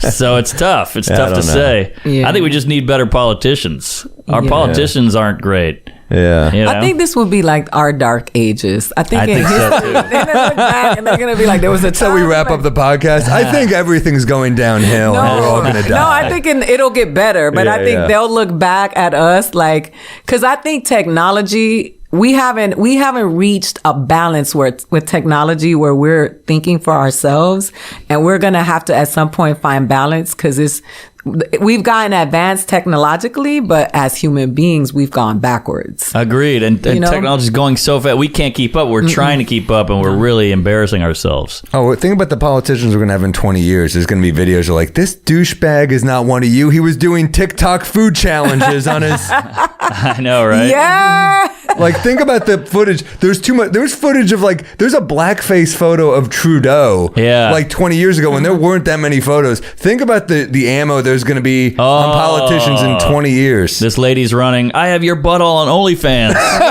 10 years ago. And you've got my vote. Yeah. But it's a good butthole. Yeah. Some great buttholes out there. You got to do what you got to do, folks. I didn't even think about that. The TikTokers. Oh, yeah. It's all over. It's all out there, yeah, because everybody's got a page or a profile. It's over. It's over. And then we need to forget, we always forget or act like that we forget everybody's flawed. We've all done dumb shit, said dumb shit. So to hold somebody to one dumb thing they said, oh, you said retard in 1999, we can't have you around. You're like, I've said, I don't know, is that the end of the world? Yeah. Is he going to judge my whole character based on that? Yeah, they even called me a retard in 1999. Yeah, are you going to go get those people? Like, yeah, exactly. It is. You know who's evil. You know who hates people. You know who's hateful, and that's why I say that there are some people that make mistakes, and how many times have they changed the word, right? Mm-hmm. It went from retarded to developmentally delayed. Oh, wow. That's the term now. To open micer is the next one. No, but it's interesting. I saw this local news story. This woman, her son got murdered, and then she forgave the murderer. Like, she was like, there's nothing more. And by the way, I guarantee this woman's not on Twitter. That's not a person who's on Twitter. So true. This is someone who like went deep inside themselves to really be like, oh my God, like, this is horrible. I hate, but like letting go of that. And we're fighting over words. I know. Like, people can, it's been said to death, but people can bounce back. I think. I think forgiveness is a good thing. You hope. It's for you. It's for you, because you're the one walking around harboring. And the thing about us, when people come for us, is they don't give a shit. They just trying to get retweeted. They want to get likes. They are making money. Like a lot of people who are, I'm here for the cause. They got shirts. They're selling merch. That's true. It's become, like they are entertainers online. A lot of them are performative, and they're making money off of it. Oh yeah. They have on their bio for booking inquiries. Yes. Email this person. Right. Then you go see them and they suck. And you're like, oh yeah, because I only knew about them because they tweeted about some shit. And why you want to hear that person talk for an hour? Right. What do you have to say? Good point. That's the world we live in now. I know. I hate it. Ronnie Chang had that great joke. He's like, hopefully Twitter will look back at it like cigarettes. Like, you used Twitter while you were pregnant? Holy shit. That's such a great bit. It sums great. it all up. He's got a new Netflix special. Look out for him. Does he? I mean, by the time this is out in a couple weeks, so it should be out by then. Yeah, he's I great. love Ronnie. He's a new one? Yeah. He's funny. We should probably wrap up, right? Oh, jeez. Well, all right. anyway, dude, great to have you here. So I happy. had so much fun. That was great. Plug Boy, I got some road fired up. dates. You got, as you said, you have San Antonio coming up. San Antonio. I'll be at the San Jose Improv, the DC Comedy Loft. So I have the Ontario Improv Punchline San Francisco, July Classic. 27th. Love that room. Me too, because the people who are woke do not come to the show. But you can go to funnyida.com. And then on May 6th, I have an animated movie coming out. Whoa. So that's I'm great. excited about that because I've never done anything on a larger scale than a comedy set. So. That's great. Well, they'll take that away from you when you control it. No, I'm just kidding. Oh, no, every week I just tell on myself. Every week I tell people, I said this in 07. Right. I let people know in advance now because I'm tired of people coming for me. I should also say, when I was 16, I fucked a 16-year-old girl. So hope that, I just want to make that common knowledge. Both 16. Girlfriend. It's over for you, dude. I know, I'm fucked. All right, I'm all over the place as well. My website's a little wacky. Who knows where the hell I'll be by April 24th. Keep going. Oh, shit. You're doing the Paramount. Arizona. I love that place. Oh, you went back up. There we go. Keep going. Hey, the Addison Improv, Denver, Colorado, Colusa, California, all kinds of good stuff. That's Dallas, basically. Bricktown in Oklahoma City, and San Jose. Stand Up Live in Huntsville. That could be tough. Minneapolis, Minnesota, Chicago. You know it. MarkNormanComedy.com. Cleveland, Irvine. Where are you going to be at, Fetty? Brea Improv, LA. I'm doing, what else? There you go. Nashville, Albany, Toronto, added a show there. What else we got? Providence, Nice. special taping in Chicago. Come on out. Tampa, Cleveland, you get the gist. Houston, all that shit. West Palm rescheduled because of my COVID from Orlando. Sorry about that. Buffalo, San Jose, all over. Love you guys. We might be drunkpod.com for merch. They got the koozies, got the glasses. Patreon.com/we might be drunk pod. We love you. And Thanks check for out listening. HBO and Netflix. Yeah, HBO Max, Fighting Max. Words, yes, and then episode 3 on They Ready on Netflix. There it is, folks. Awesome. You heard it here first. Thank you so much for coming in. No, Thank thanks you. for Great having talking me. to you. This was great.